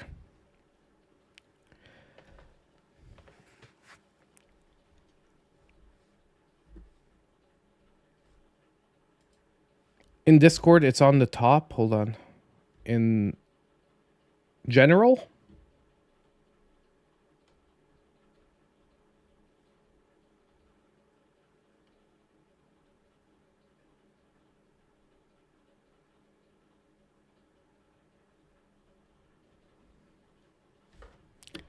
Hold on. Give me a sec. Number one, and I freaking hate this. I always forget how to leave a voice channel. It took me way too much time yesterday to remember how to do it.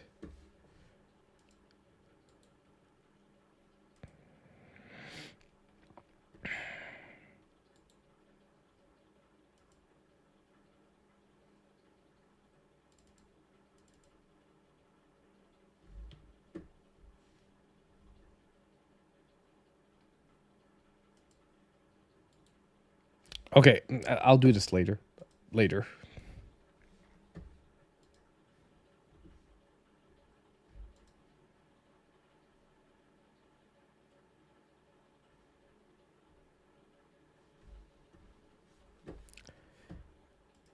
Okie doke. Yeah, I'm gonna do this later, guys. Give me a sec. Sorry. Like I'm like zoning out here, trying to frustrate with Discord, and it's super easy. It's just that every time I so don't use Discord for voice channels often that then I'm like, how the heck do I leave a voice chat? And I always forget. Oh, there we go. Got it. Oh my god. I find that it's super not like natural.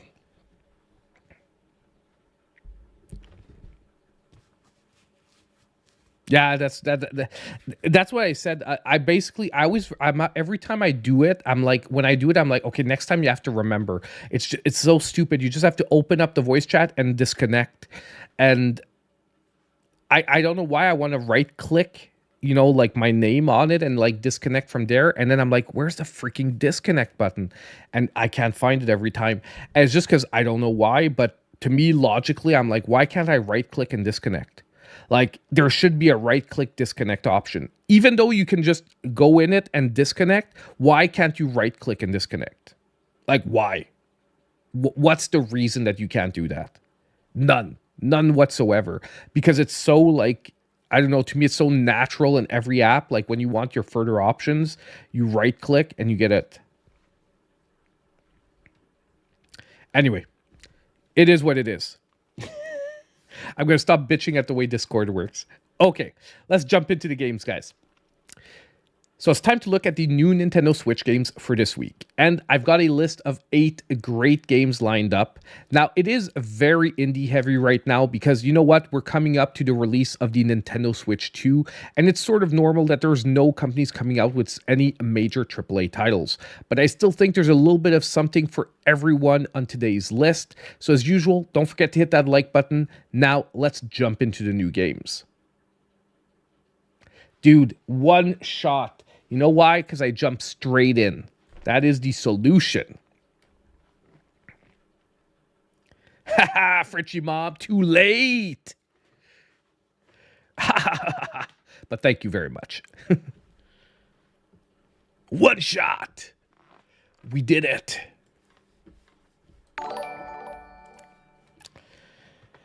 Ah, Frenchie. Ah ha ha. See, I surprised you. I'm like, I'm going to do it before anyone realizes it. Evil laugh. Hey, I started Daredevil, by the way, tonight. I only watched episode 1, and I know episode 2's out, and I know episode 3's coming out tomorrow. But man, is that a heck of a start. Awesome. PayPal is too slow. Okay, let's jump in, guys. So our first game for today is going to be Tinkertown. Now, this game actually came out today, March 10th. It sells for $19.99. Now, I do want you to be careful before picking up this game because it did launch in early access and had some very mixed reviews on Steam. However, this is the full release of the game. The game is supposed to be much better now. However, at the same time, till there's actual reviews out there, we always have to be skeptical about those things. Let's just start that over. God damn it. I got the intro. I never mess up any of the game sections, and then I'm like skepta. Like if I stutter more than twice, no way. I can't deal with that. So let's get started. So let's take a look at our first game for today. And it's a game that's going to be releasing pretty much today, March 10th. It's going to be selling for $19.99. Now that game is Tinkertown. Now I do want you to be careful for this one because it was released in early access on Steam about a year ago and it did have some mixed reviews. However, this is the full release. This is the 1.0 release, meaning that most of the items that were problematic should have been fixed. However, for a game like this that did have mixed reviews at the start, I always say to be careful, maybe wait for a review or two to come out. It is basically a mix of a city builder, life sim, and action adventure game. Now, it is very pixel art heavy. I do really like the look of the game, but I do got to admit that the combat looks like maybe the weakest section. So let's take a look at the trailer and see what the game has to offer. This is Tinkertown, a cozy pixel sandbox adventure game out now on PC and all consoles. Now, what I do like is there is a combat section, however. Super chill. You can also customize your character, craft, decorate, farm, go fishing, help out the NPCs, build your own houses that can look like this or this. I do like the fact that you can build like your own house and really like city builder style. Delve into the different dungeons, including the all-new lava biome. And the best part, you can play with your friends. So what are you waiting for? Grab your controllers and your friends. The multiplayer aspect has me very interested as well.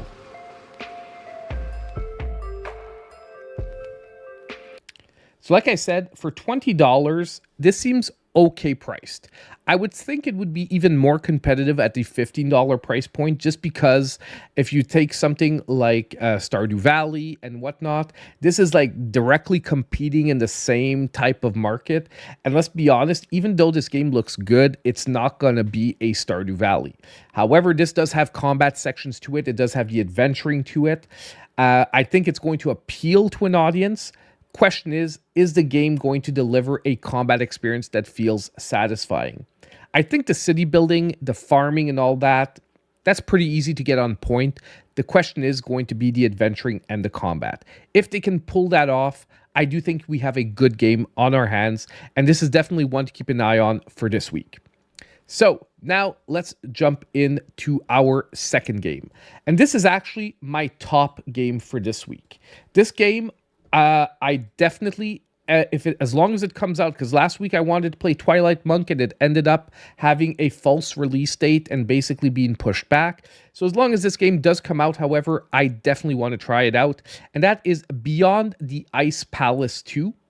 Maybe not the best title ever, but by the look of it, it feels like a very Castlevania-inspired game. It's going to be releasing on March 11th, so probably by the time you're watching this video, it might already be out. And it'll be selling for $19.99 with currently a pre-release discount of $17.99. Putting it down to $17.99, I mean. Pixel art action game slash Metroidvania. But the pixel art looks fantastic. The action looks, like I said, very Castlevania inspired, both in its inspiration and its gameplay. Hopefully, the mechanics are going to feel good. I am worried some of the gameplay seems to be a little bit on the slower side, and sometimes that can play out good as a more of like a strategy approach, or sometimes it can play against the gameplay. But let's take a look at the trailer and once again, make our decision on what we can expect from the game. I'm getting like super Castlevania vibes from this one.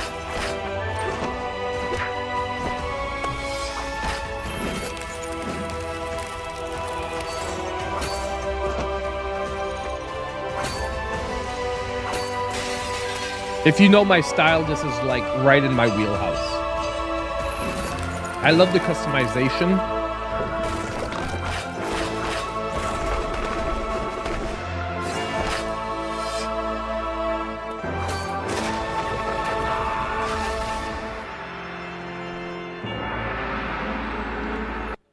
So that is Beyond the Ice Palace 2. Like I said, other than the title, the game to me looks pretty good. Question is it going to deliver a good gameplay experience? Because I am worried slightly about the combat in some sections. Like some of the interactions with the different items look like the hitboxes could be a little bit off. But overall, if it comes out and it offers a solid gameplay experience, I think this game is going to be a fantastic release for this week. And it is most likely the front runner for what we're going to be playing on Friday. So if you do want to check it out, tune in on Friday. We most likely are going to be playing this game right here. Okay, now our next game for this week is going to be Centum. Sorry, I was going to say Centrum, but those are vitamins.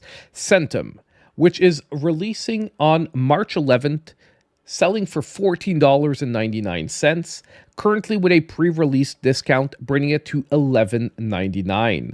Now, this is a 2D dark fantasy puzzle RPG with almost like a visual novel feel to it. But the game looks freaky as hell, and honestly, that's what you want from a dark fantasy game.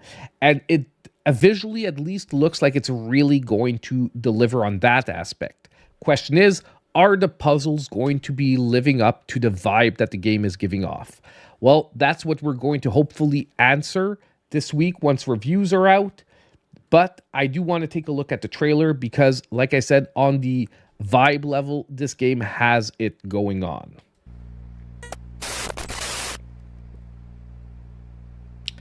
Don't worry, I'll entertain you. And Serenity Forge, by the way, has some pretty decent games, especially in the wacky genre.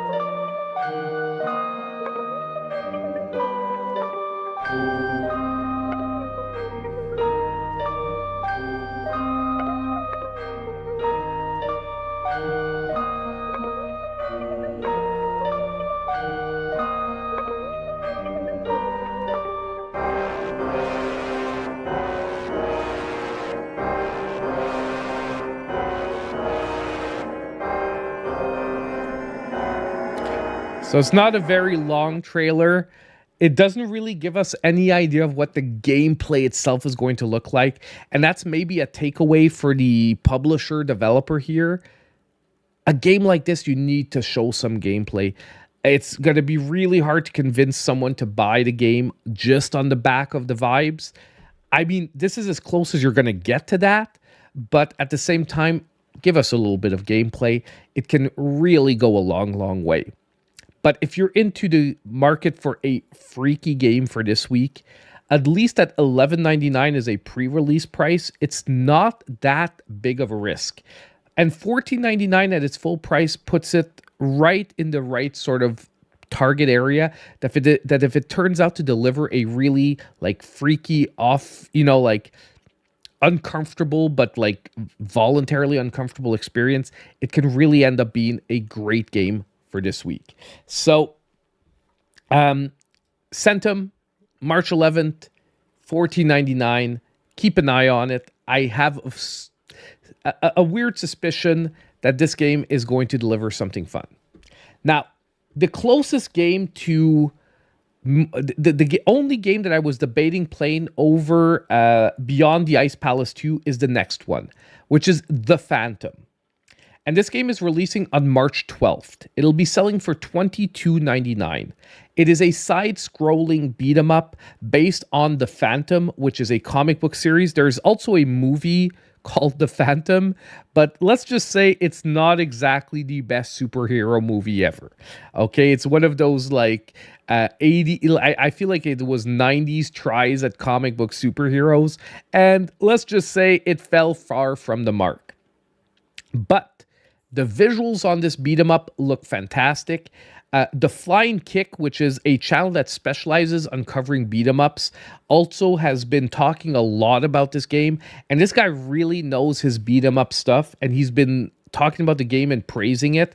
So hopefully this game is going to have some really fun mechanics behind it. Let's take a look at the game, at the trailer.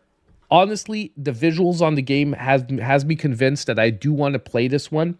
And if I can find a way to play 2 games this week on top of trying to play through Monster Hunter Wilds, I'm definitely going to try to play The Phantom as a second game. For those who came in late, 400 years ago, pirates attacked and destroyed a great sailing ship. A father sacrificed his own life to save his son.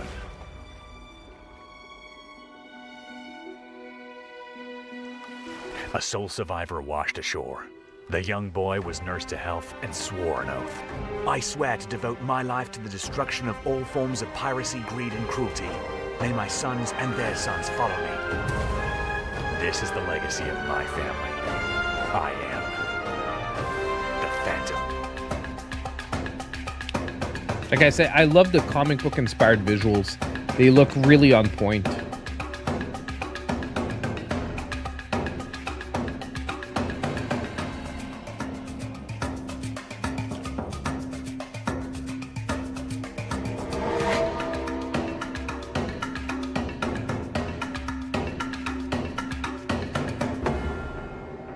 I'm trying to remember the name of the actor that played the Phantom in the movie, but I'm having a blank. But it's like it went down in history as one of the like really bad comic book movies. But there we have the Phantom. Now, honestly, visually, this game looks fantastic. The one thing I do want to say, some of the animations do look a little bit slow. So that's why I'm the only problem I think this game will have is, does it feel good in the moment-to-moment combat? Because if the gameplay feels too slow or clunky, that can be the only thing that would hold back a game like this. But I love that he has his wolf companion with him that seems to fight alongside with him. We have like chase sequences on a horse that are actually really awesome to see as well, because I think it's really important nowadays, beat 'em up games, to have those like levels in between that sort of breaks up the actions and gives you a second style of gameplay. The only thing is that gameplay has to be very well done.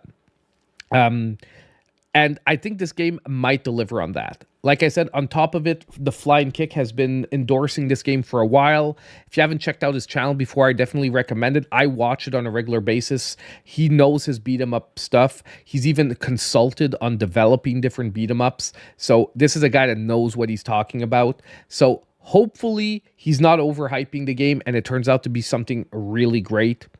The Phantom, if you're a beat 'em up fan, definitely keep a close eye on this one for this week, because I think it has some extremely high potential. Okay, let's jump into our next game. Next game is going to be 3D Don't Die, Mr. Robot. You know, when I was talking about weird titles this week, this is another one that maybe would have needed a little bit of work. This game is coming out on March 12th as well, and it'll be selling for $12.99. It's an arcade-style shooter game, and the first reviews that I checked on Steam for the game seem extremely positive. There aren't a ton of reviews, however, so it is a possibility that maybe, you know, these reviews can be somewhat influenced or one-sided, but nonetheless, the action in the game looks fun enough if you're looking for one of those quick pick-up-and-play arcade-style games for this week. Secondly, at $12.99, it's maybe a tad expensive for this type of game. I feel that these type of games really run best at $10 or less. But nonetheless, let's take a look at what the game has to offer. Visually, it is very enticing.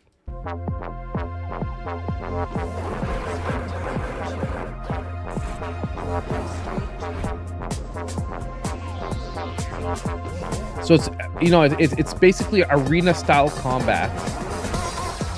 I'm just unclear how you destroy your enemies. Do you just make contact with them, or it feels like you need to touch the fruits to make them explode, from what I can see from the gameplay. Yeah, it's pretty much that.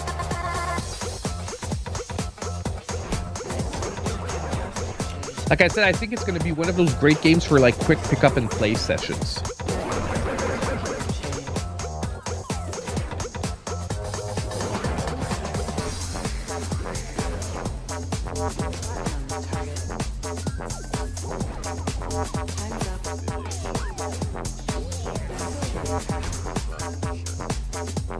And like I said, I really like the visuals, especially if the arenas are sort of fluctuating like this. What I'm wondering is this for the trailer, or do they actually fluctuate like that? If they do, I actually think it's a positive thing.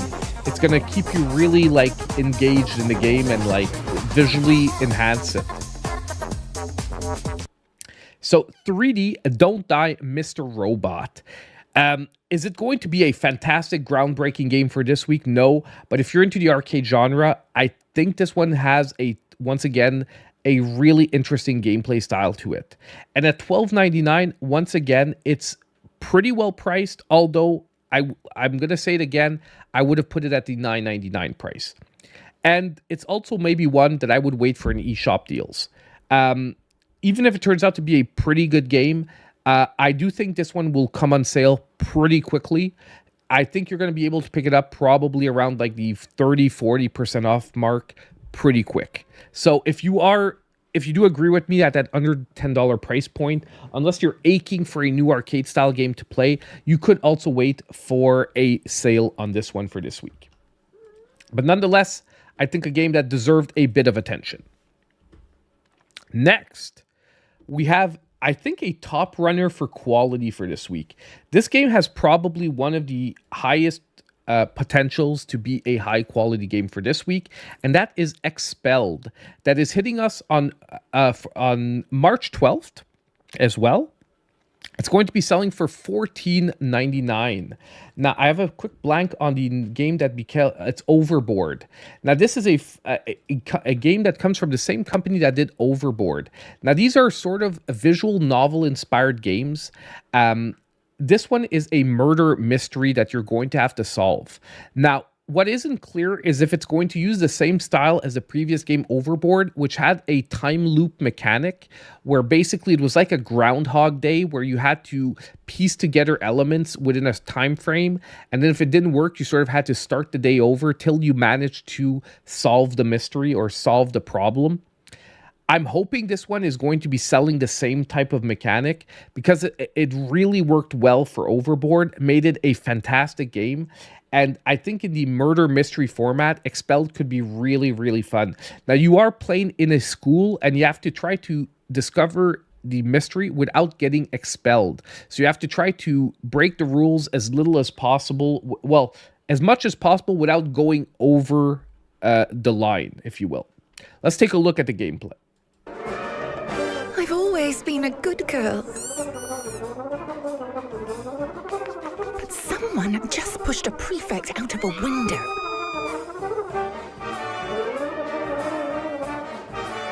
And everyone says it was me.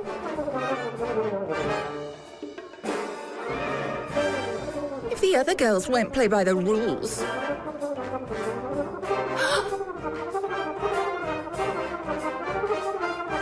then it's time to break them.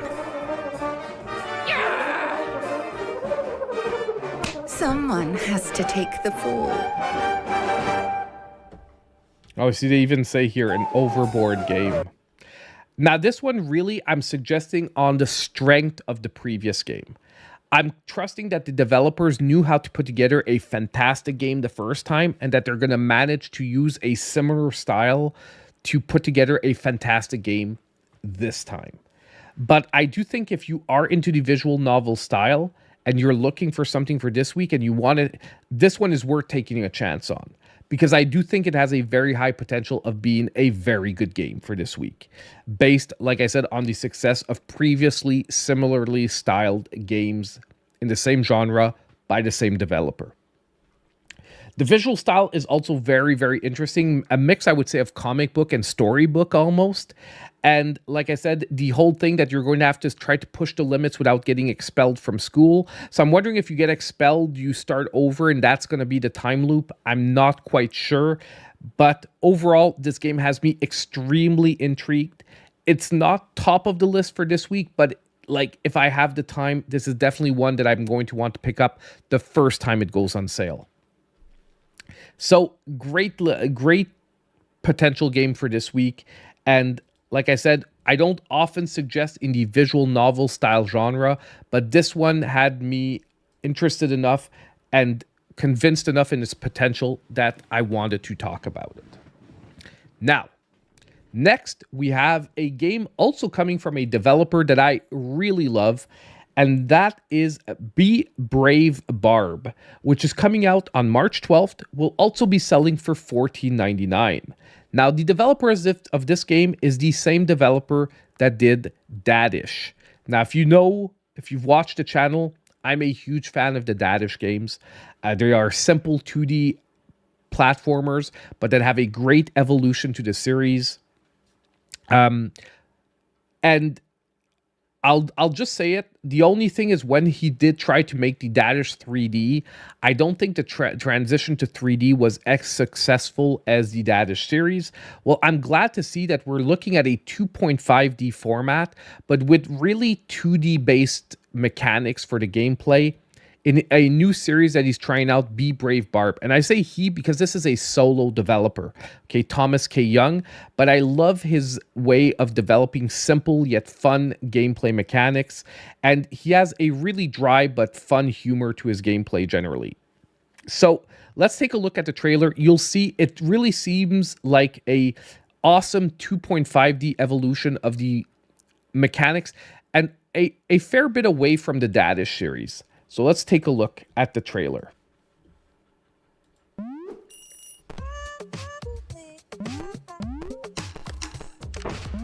I love the gravity play mechanics.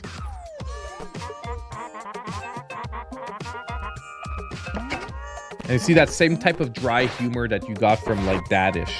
Dry, but it puts a little smile on your face.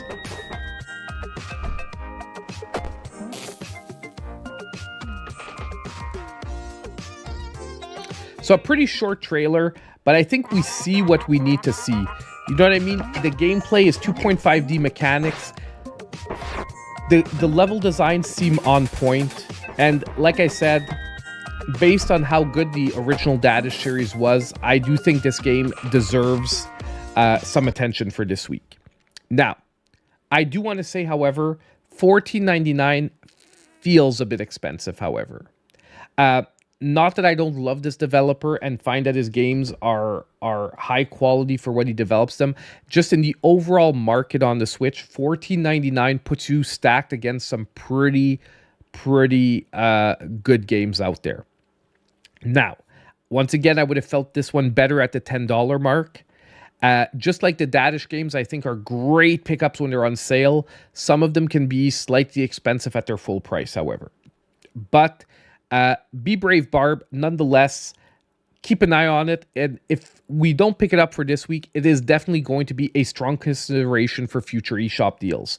So if you are looking for eShop sales as well, most likely, as long as this game delivers a decent gameplay experience, it is going to be featured in future eShop deals. It's probably, like I said, going to have a sweet spot once it hits under $10. Now we have one last game left for this week, and it is the funky game for this week. The game that, once again, gameplay is extremely original. However, I'm very convinced that it's going to be an extremely fun experience. And that is One Button Bosses, but button is written BTN. So One Button Bosses, releasing on March 13th, and this one is going to be $9.99. Now, I took the gameplay explainer trailer here because once you understand how the gameplay works, you're going to understand how probably fun a simple concept can be pushed. So let's take a look at One Button Bosses, which is going to be our final, yet definitely not our least game for this week. Hi, we're Midnight Munches, and this is One Button Bosses, a boss rush with just a single button. You play as a pilot of a little spaceship that automatically orbits around the boss in the middle of the screen. Whenever you press your button, you change direction. But if you don't press the button, you go faster, and the faster you go, the faster you shoot. Sounds easy? Don't worry, there's 50 handcrafted levels that you, and your assistant Ace, will need to get through to become the one true boss yourself. But even more bosses await in Rifts and Discoveries, or roguelike game mode, where you will face randomly generated bosses and unlock new abilities. You will dash over enemies, juggle dangerous bullets, and make the most broken build possible. So, download the Steam demo and show them who's boss. So first thing, as they just said, there is a Steam demo available. And right now, the responses are extremely positive. But the gameplay focus on being one button that basically changes your direction, but the longer you can stay in the same direction affects how fast you're attacking. So you want to try to stay in the same direction as long as possible. It sounds like an extremely simple concept, but if you look at the later level designs, it's going to be getting freaking crazy. And I love boss rush games. Like, I think boss rush games are fantastic games for challenging yourself. And I feel that this one is going to be an extremely challenging game. On top of it, 50 handcrafted levels. And on top of it, a rogue-like secondary gameplay mode with randomly generated bosses that is going to extend the gameplay. Like, the value you're getting here for $10 is going to be great. And I'm convinced that this gameplay principle is going to work great. And the game has a simple yet great looking aesthetic once as well. It looks great. I'm pretty sure it's going to play great. And the concept is absolutely so simple yet fantastic at the same time. So the last game for this week is definitely one that I think is going to deliver an extremely original and fun gameplay experience for this week. And those are the kind of games I try to highlight each and every week. So let me know in the comments down below what you thought of the games for this week. Which ones do you think you're going to be picking up? Are there any games you maybe think I missed out on for this week? Let me know in the comments down below as well. And as usual, on the way out, don't forget to hit that like button. Subscribe if you aren't already. Click on the notification bell. And as usual, I'll see you in my next video. Nailed it. Oh, yeah. Oh, yeah, baby. We got it. Kamitsu Ba City Regenerate. Like, can I watch it on stream, or is this gonna get me banned? Well, if it's on YouTube, it can't be that bad.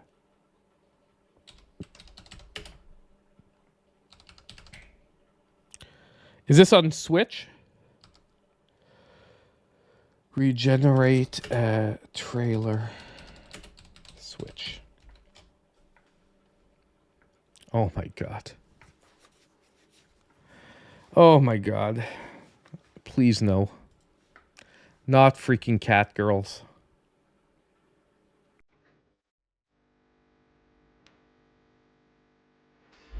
Let's watch this. Is this another Beach Boys? Not the first one, not the first one. Okay, hold on. Not the first one. This one?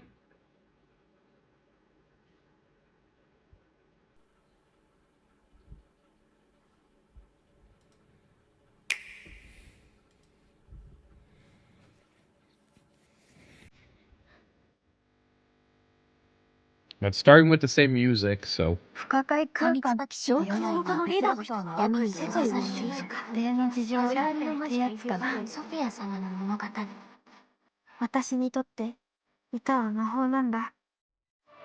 It's like only in Japanese, though.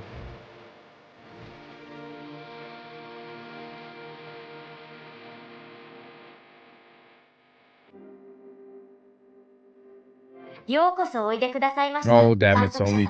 there's no auto translate.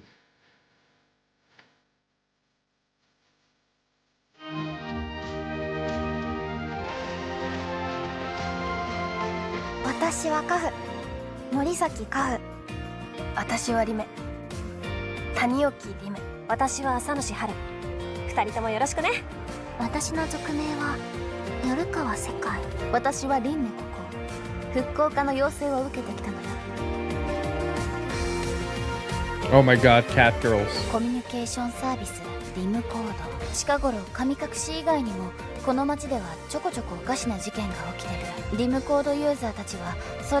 Yeah, I'm not getting much. They're talking way too fast.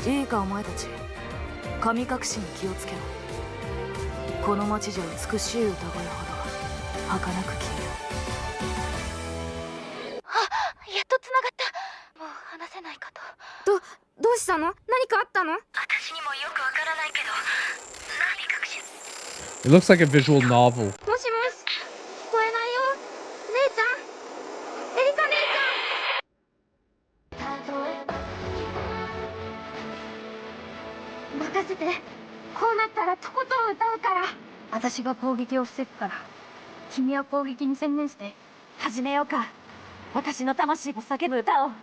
私も手伝う。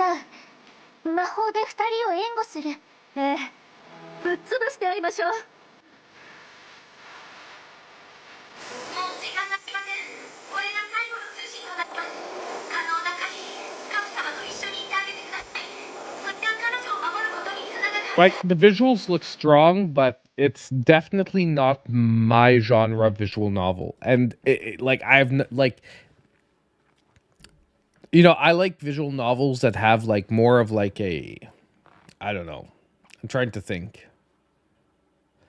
Like, it's hard to tell though, because I'm not getting what they're trying to introduce story-wise. But, yeah, well, it's hard, like, I don't know, they seem to be like, I know it's 5 girls. It's like I got very little from the dialogue because it's going by so far. It's a dark sci-fi adventure. Yeah, like I know they were saying like weird interference, blah blah blah, and like say like weird shadows or weird spirits or weird sightings. Like, you know, I'm like very iffy on what exactly they were saying, but basically, yeah, it visually it looks great. And look, visual novels, like, they always look good. It's all about the story, and that's why I say I can't suggest visual novels in these type of videos. Not because I don't believe it. Said I have to have a reference where the company has done other games in the same genre and I feel comfortable enough being like, okay, their genre, what they were so good in the genre they did before. Yeah, no problem, man. It's like visually it looks great. Like, I like the designs on the characters. It's just if I'm playing through a visual novel, I'll just be honest. A fully female cast for me, I have trouble often getting into the story, and a visual novel's all about getting into the story.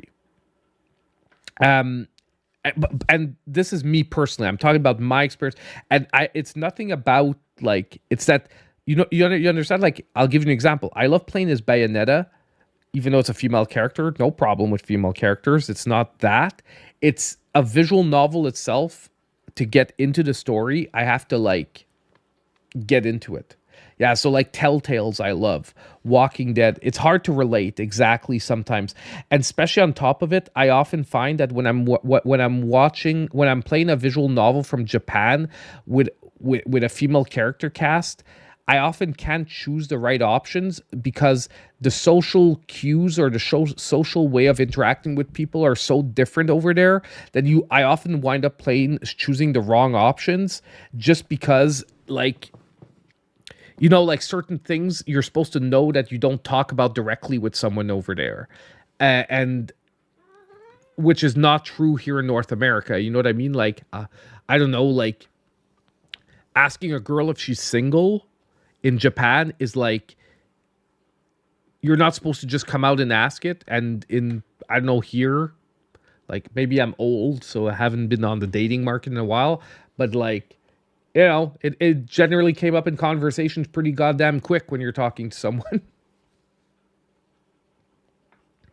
Hey, Frog. Hey, Corey. How you doing, my man? Welcome back. Just popping in for a quick hi. No problem, my man. Understood. But that's it. So when I'm looking for visual novels, I'm looking for like visual novels with, like, I like murder mysteries, or like I said, like Telltale with like the Batman series was great because I love it. No, and I'm just, there was just like one example. Do you understand what I mean? It's like, because I was trying to think of a social cue that's way different here than there. You know, but it can be as much as, like, you know, I'm trying to think of from a like more like, but overall, I just never wind up choosing the right like options. So yeah, like murder mysteries, I like action orient, like action-oriented visual novels, like it's not a pure visual novel, but the Lone Wolf series, the Lone Wolf game was great, and I loved, because I said it when I was talking about the eShop deals for the Lone Wolf series. I actually read the Lone Wolf series was a choose your own adventure books. I don't know if you guys had those, like the choose your own adventure books, where like you would read a paragraph and it would say if you want choice 1, go to paragraph like 200. If you choose choice 2, go to paragraph 85. I read the whole Lone Wolf series. As a kid. It was like one of my favorite, because I used to love those books, and it was like my favorite one was the Lone Wolf series. Like it was really, really good, because honestly, I'm gonna say something. Lone Wolf pretty much ripped off Star Wars, but in a different, like, Lone Wolf resembles extremely like what happened with Order 66 in freaking what happened, Corey? Oh my God, I'm so sorry, my man, Corey. Sorry, I missed your message. Going through a bad time with your MS. Good night, guys. I'm so sorry, my man. Yeah, have a good night. Take care of yourself. And yeah, like, I'm sorry to hear that, man.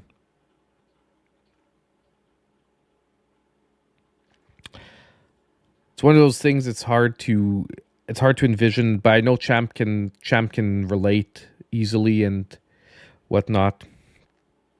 Yeah, I feel better, my man. My thoughts are with you.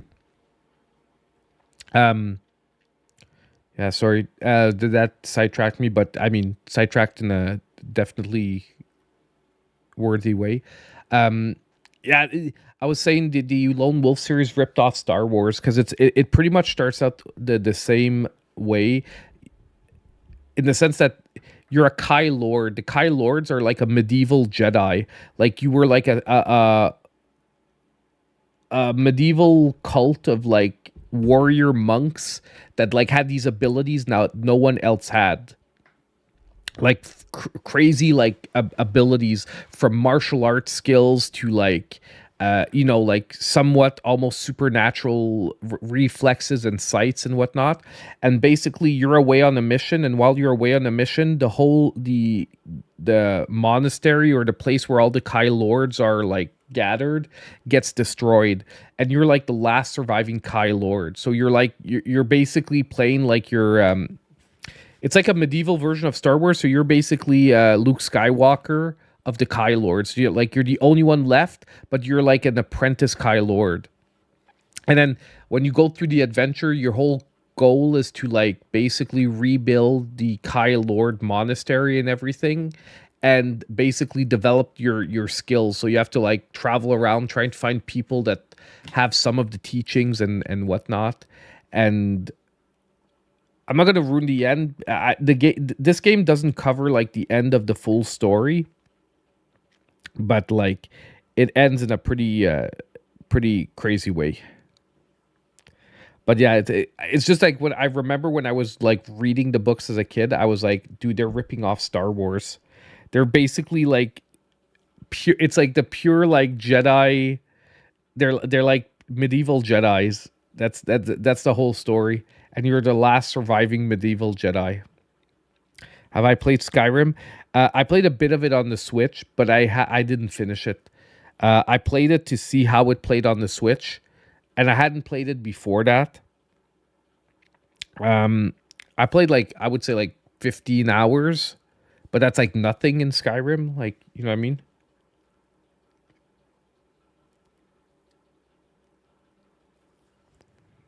Oh man, that's sad to hear, Hell for Gamers. Permanently disabled, man.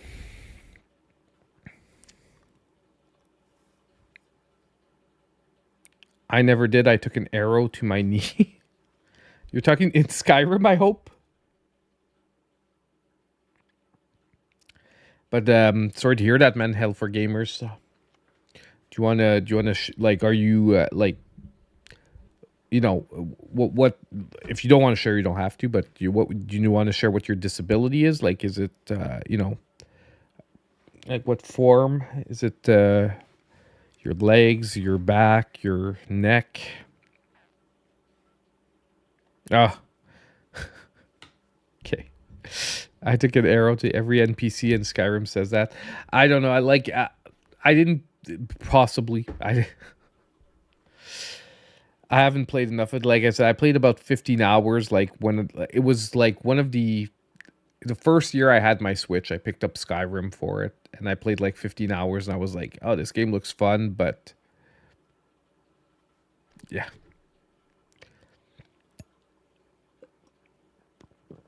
Aren't you supposed to shoot people in the legs in Fallout 2? In like Fallout 76?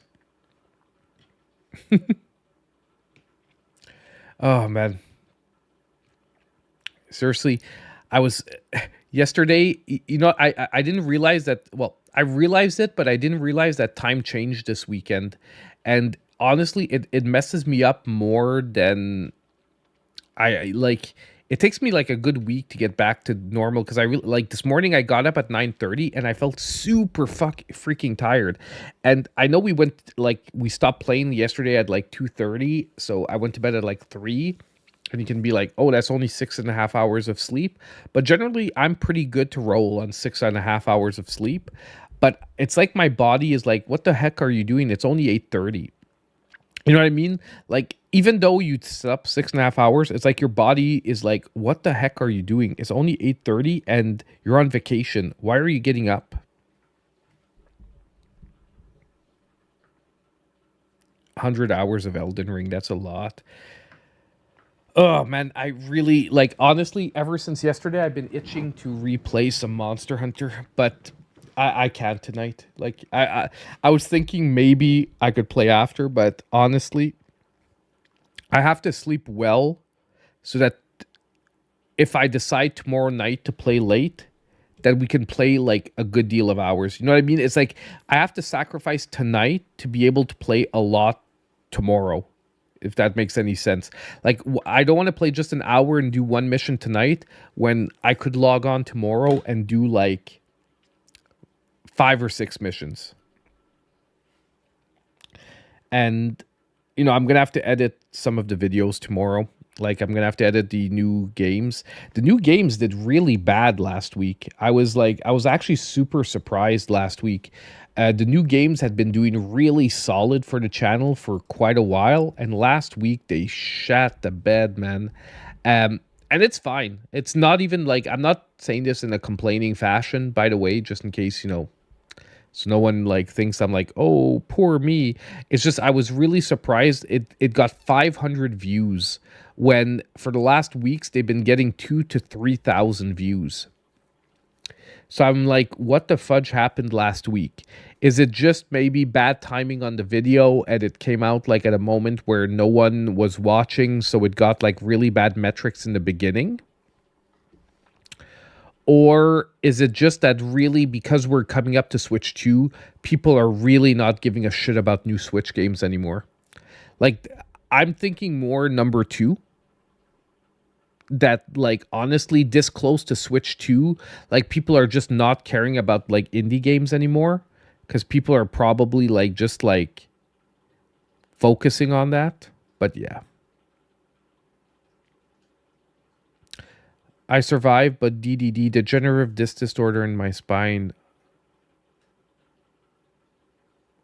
and hemochromatosis. Your blood is poison.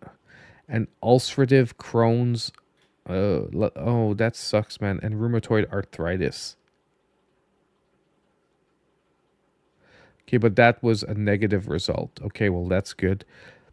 But degenerative disc disorder, that's where, like, the... is it the cushions between the discs, like, dissolve over time, and so your discs end up, like, touching each other, so basically it's like crazy pain, and you lose mobility in your spine? Is that what it is, degenerative disc disorder? Because you're supposed to have, like, you know, like a sort of layer of cushioning in between your discs that prevent them from directly contacting each other. Thanks, Annie. But it is what it is. I mean, when I talk about stuff like that, it's like, you know, like I said, I consider you guys my friends and stuff. So it's just talking about, you know, it doesn't bother me that a video from now and then doesn't hit. Of course, if like 2 or 3 in the same video start not hitting in a row, that starts like ringing alarm bells in my head to like, why were people liking these videos and now all of a sudden they're not? But you know, it's more like I was like, holy crap, like, you know, when a video does like 20% less than usual, you're like, oh, okay, not too bad. But when it does like I said, 500 views instead of like 2,500. So it's like it did 20% not even of the normal views. That's where you're like, holy crud, man. Like, what the heck? And it sucks because I really like doing the top new games of the week. It's like one of those things that I've been wanting to do since I started the start of the channel, but I never found a format that works and that I could do consistently. You know what I mean?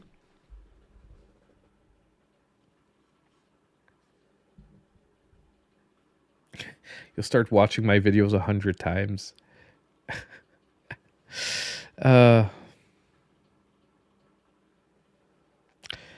Yeah, rheumatoid arthritis is problematic. Honestly, I think I'm gonna have to really push a doctor, because here in Canada, sometimes doctors can be pretty like lenient on this stuff. But I think I'm gonna have to push my doctor to figure out what's wrong with my shoulder and my neck, because the whole neck shoulder problem that I had a week ago, and that, by the way, is still not 100% gone.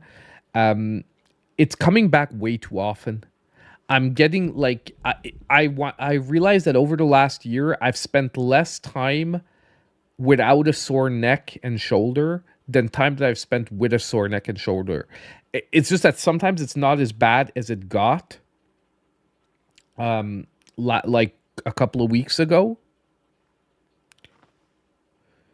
A sports medicine doctor, yeah, I could try to do that. It's because here in Canada, it's freaking hard, man. It's really sucky because like to see a doctor, you need a reference from another doctor, and not only that, waiting lists are super long, and I'm not even sure like I'm not even sure there's like a registry for sports doctors.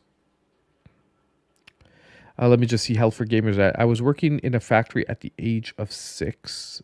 Wow, that's early. And never stopped working till I became disabled in my late 20s. So the physical impact degenerated my spine during growth and development. Wow. Where, like, is that in the US that you were working in a factory from 6? Or like, if you don't mind, like, what country were you working in that, like, you were working in a factory at 6? Rheumatoid arthritis was just tested last week, and I have issues seeming unrelated to my diagnosed issue, but glad that one came back negative. Yeah, well, I'm glad for you too, man. I had moderately severe disc degeneration, spinal stenosis in my C5, C6, C7. So that's pretty high up, right? Oh, yeah, you said it's where your neck meets your shoulders, pretty much. That led to me needing surgery. I had very little disc left, so my spine was out of normal shape. Yeah, and that's the surgery you're getting back from, where they fused your discs, right?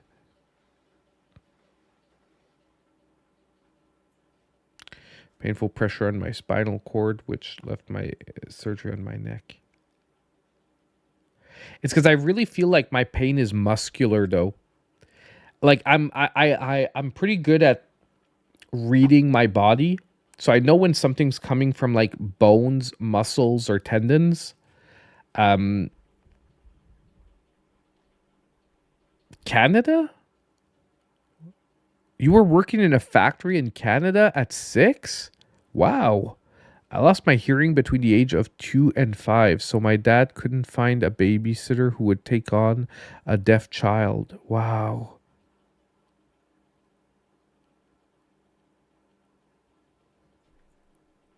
Wow, that's too bad, Health for Gamers, man. Wow, that's really like I mean, I think your dad did the best he could, you know what I mean? But like it's just too bad because it gave you serious like long-term consequences, my man. Wow. And Canada, it's because like, and I'm not getting into, like I said, we're getting to things, but like normally most places, like, I mean, obviously you weren't they weren't paying you. So since you were like his assistant and you just came in to work with him, that's why probably you could work there. Like, but, yeah, because like most places you can't work here till you're 14.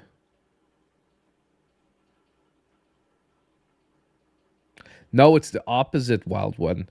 When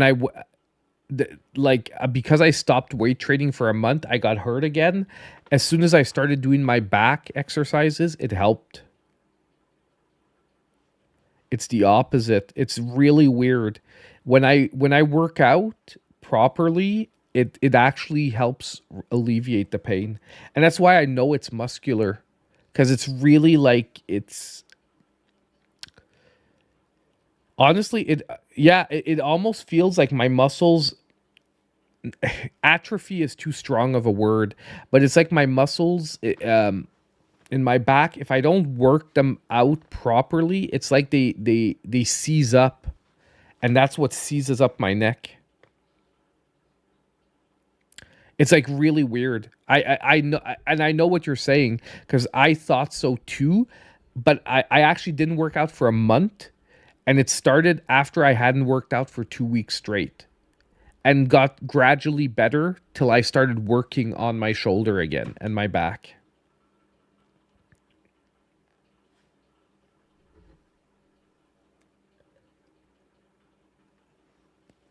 You think it's bone related?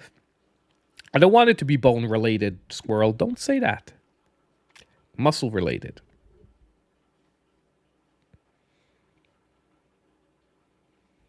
I understood. I understand Health for Gamers.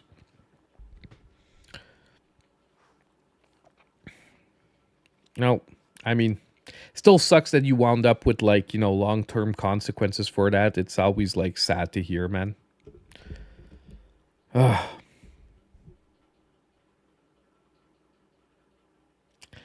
Yeah, I actually might go. I might go see a PT, physical therapist. I like it's covered by my insurance. Like honestly, I'm just dumb that I haven't gone yet. Like I'm going to get a professional massage on Wednesday to like ease it up even more, but I should really go see a physical therapist. I'm pretty sure. It's covered by, like I said, it's covered by my insurance. So. And I had one for my arm when my arm was fucked up like a year or two ago. And I was worried actually that I would have to stop like gaming, like using a computer mouse. Because I thought at one point the problem that I had in my arm was related to using a computer mouse.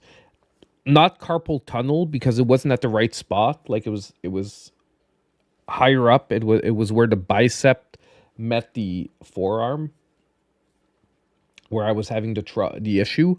But I was, it's a licensed massage therapist that I have, but it's still not like a physical therapist. Like we have, we have the two things. Yeah.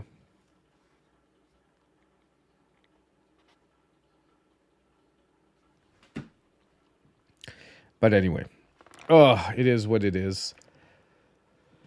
And the problem with me too is I'm too tolerant with pain. Like I'm really, really tolerant with pain. So I often like it takes a lot for me to seek out help.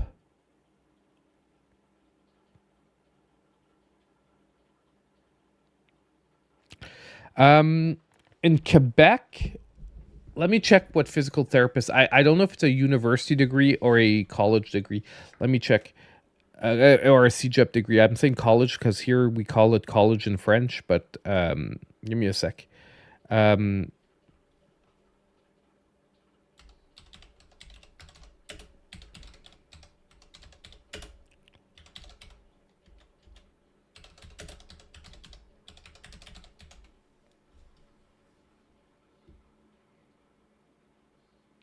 Okay, so it's not a doctorate, but it's a master's degree. So it's like 5 years of university training to be a physical therapist in Quebec. So it is like one tad little level under a doctor. Um, and it's a specialized program. So if you're actually a physical therapist, like you've done like 6 years of primary school, 5 years of secondary school, 2 years of what we call CJEP here, then 5 years of university, and to be a physical therapist. So it's a pretty high degree.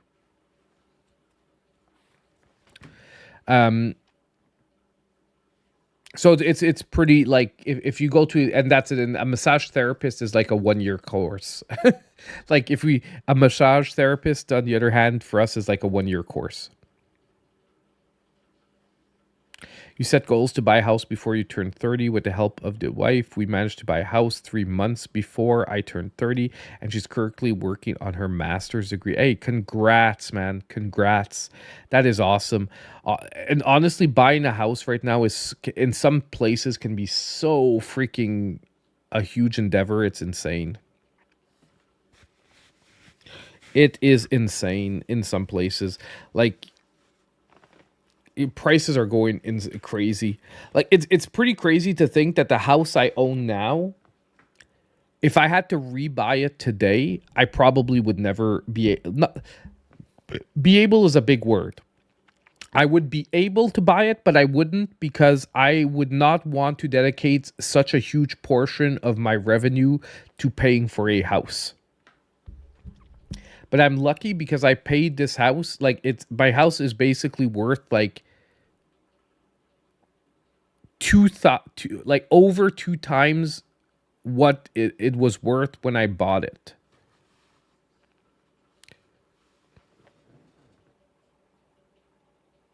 Yeah, basically, like this house is like close to 500K now, and I bought it for like 230. And you understand, so like a mortgage on 230 is nowhere near a mortgage on 500K. And that's where I'm saying, like, could I pay a mortgage on 500K? Yeah, like me and my wife together, we could. But I wouldn't want to.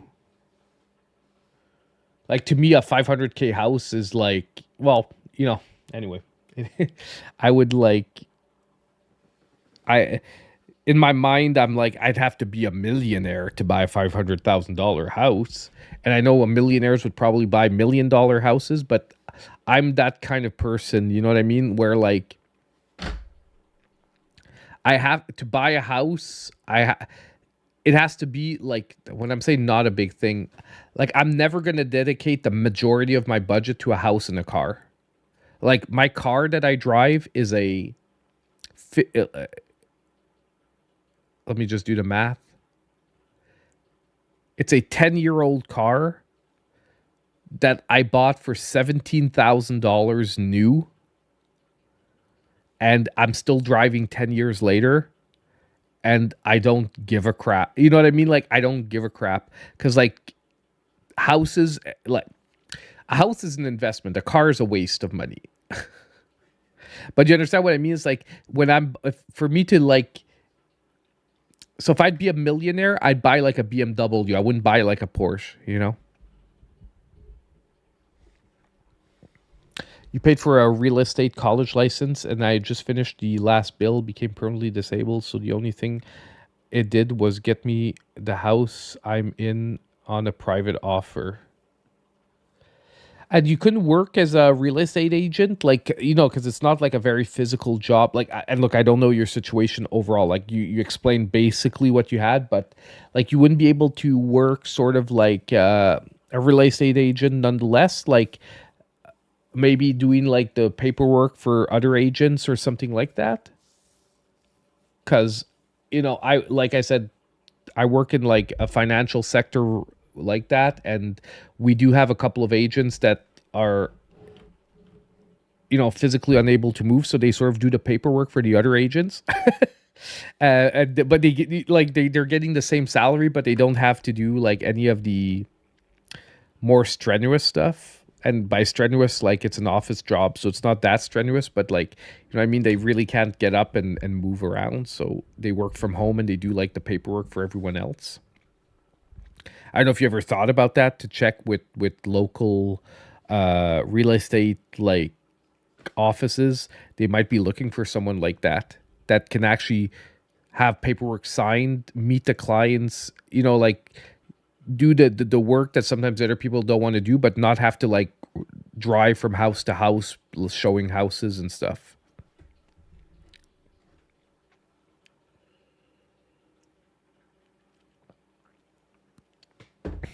And I'm talking out of my ass here because I maybe don't know like how big of a issue your disability is, and maybe even that would be out of the question. Yeah, well, it's the same here, Annie. Like I said, my house theoretically, like if I look at my house and I would say, how much would you pay for that house? I couldn't imagine anyone looking at my house and saying I'm going to pay more than 250,000.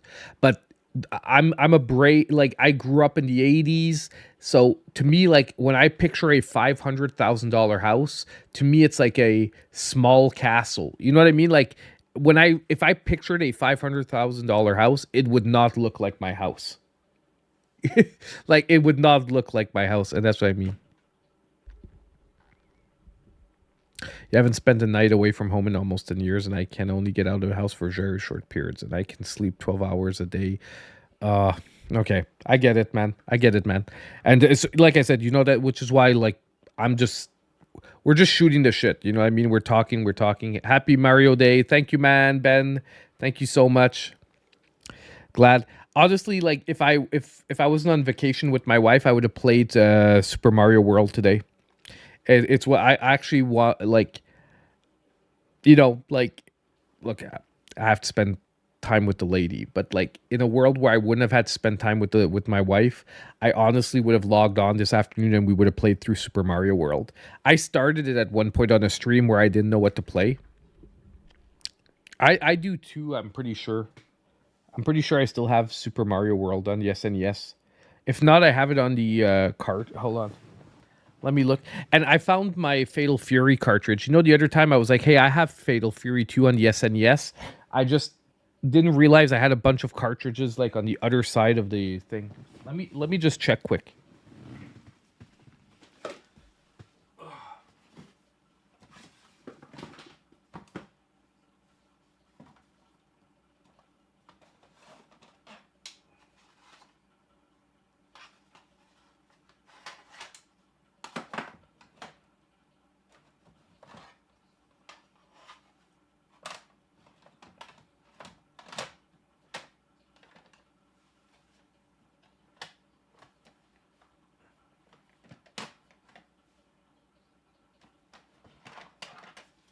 Yeah, I see. I have it on All Stars. I have to keep looking. I might have the original, but I have it at least on. Oh, hold on. Why am I still on this screen? We're chatting. I have it on. Super Mario All Stars. And by the way, just because like I said, this is Fatal Fury 1 in Japan, and this is Fatal Fury 2.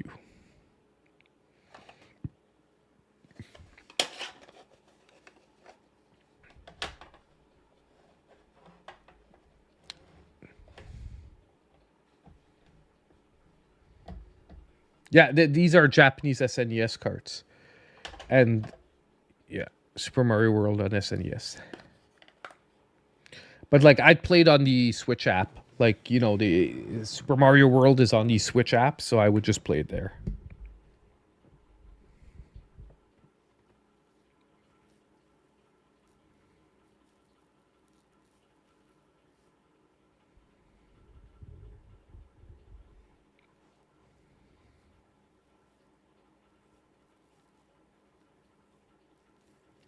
Yeah, houses in LA are insane. Like it's like that in Canada too, by the way, for a couple of places. Just so you know, like, but I know it's even worse in the US, okay? But in Canada too, there's a couple of places. Like in Vancouver, okay, like Vancouver, BC, like British Columbia. My house would be $1 million house easy. Like $1 million to $2 million house. Easy. The house market over there is freaking insane.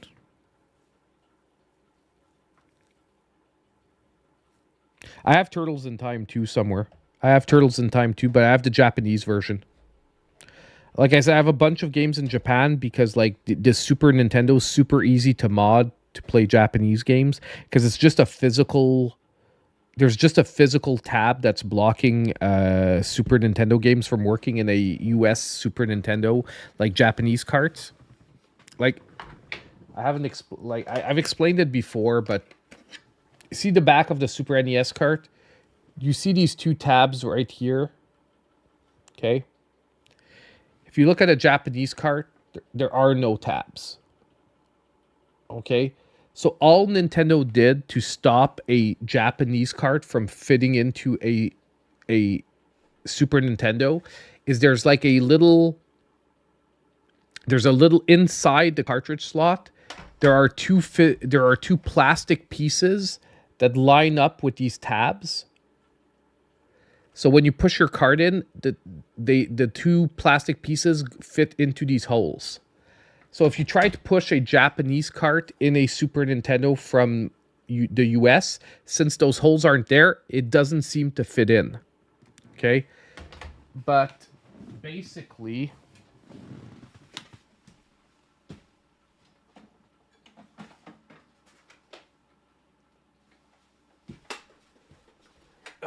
This is an unmodded one. So, oh God. I'm gonna try to, okay, focus on the Super Nintendo. Ugh. So all you need to do is cut off this little tab here. You see where the knife is? Do you see the tab like right in the corner there? Right there? All you need to go in with a pair of like wire cutters or pliers, like, you know, bladed pliers or whatnot, and you cut those off. You basically just, you go in like this and bang, cut those off, and your game's going to fit right in, and it's going to work perfect. There is a cleaner way to do it. Like, theoretically, you could basically take the Super Nintendo apart, cut it off, and then, like, use a Dremel or something to, like, you know, make it nice and clean. But you don't have to. You know what I mean? And some shops have like a special tool that fits in like directly. Cuts it off. Give me a sec.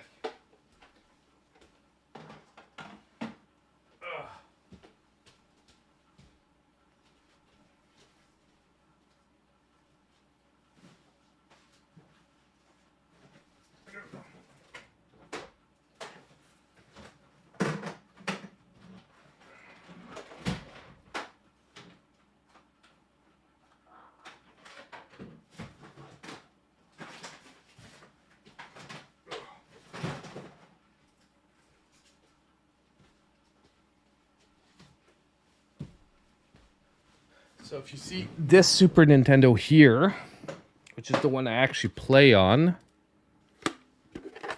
if you look in, no tabs. You see?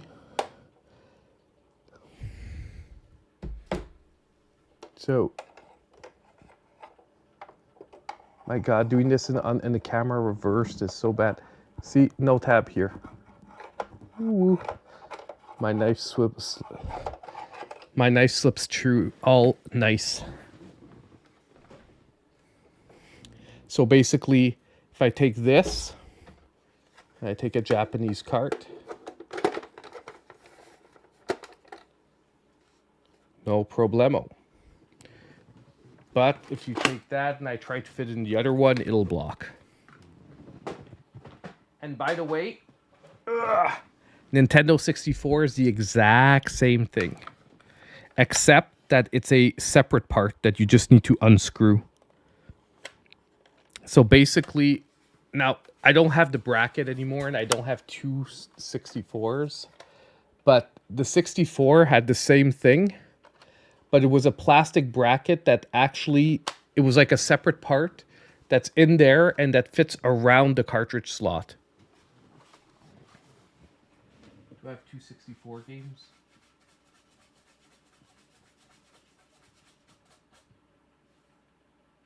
Hold on.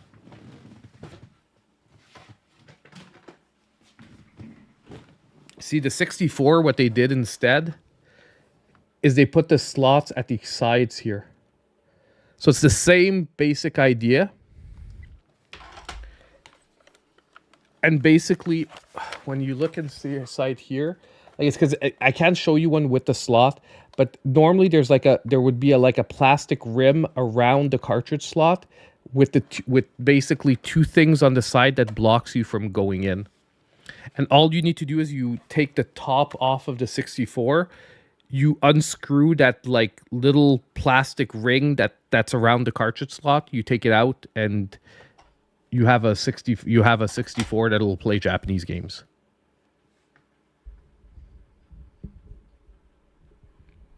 Yeah, I there's a few that I tried to play too that are hard, but the thing is I have a like if I want to play an RPG, I have a Retron 5. Hold on. Let me show you, because if I want to play a Japanese RPG, because just so you know, like Final Fantasy 1-6 for physical versions are super cheap in Japan. Like you can pick up for $5, you can pick up like Final Fantasy 6 in Japan, easy. A Retron 5 is this here. So this plays all. It's upstairs. It's on my main TV upstairs, but this basically plays every retro system. This here in the front is a cartridge slot for Game Boy and Game Boy Color, and Game Boy Advanced. Then you have it plays Super Nintendo, Genesis, Nintendo, and does it play 64? No, I don't think it plays 64, however. I have a blank if it plays 64. Let me just remember. Give me a sec.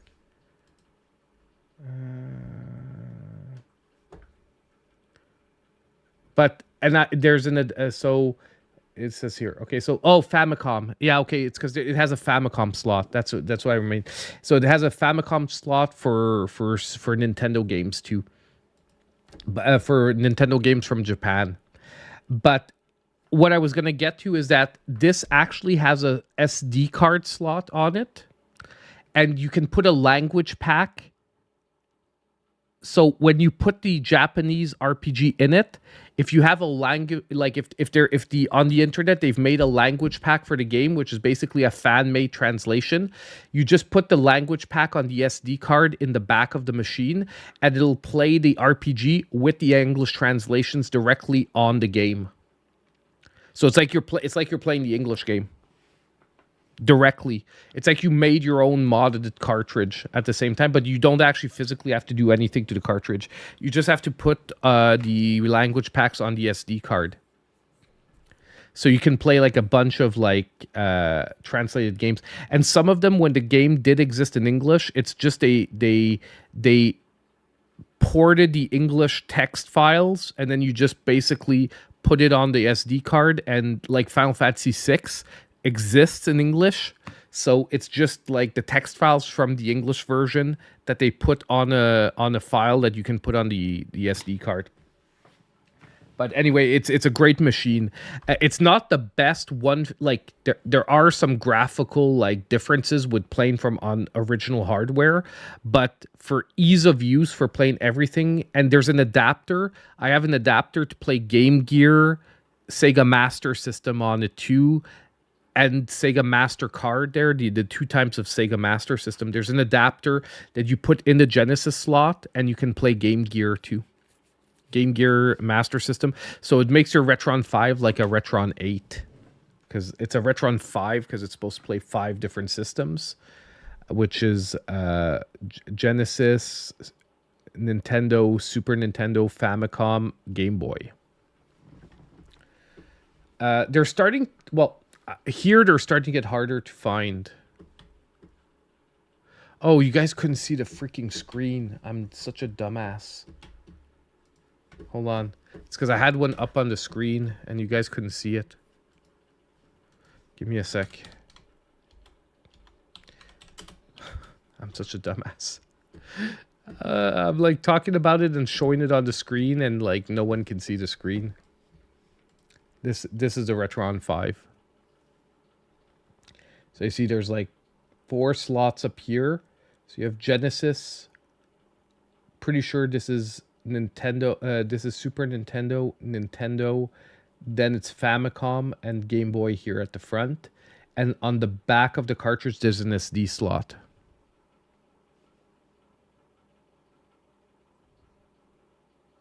Oh, that's amazing.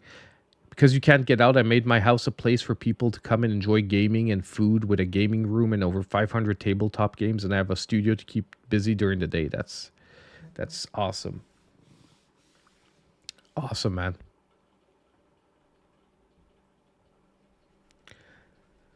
But yeah, so, and you have place to plug in all the original controllers too, by the way. Like you have a slot for a SNES controller, you have a slot for an NES controller, you have a slot for a Genesis controller, so you can plug in all the original controllers into this.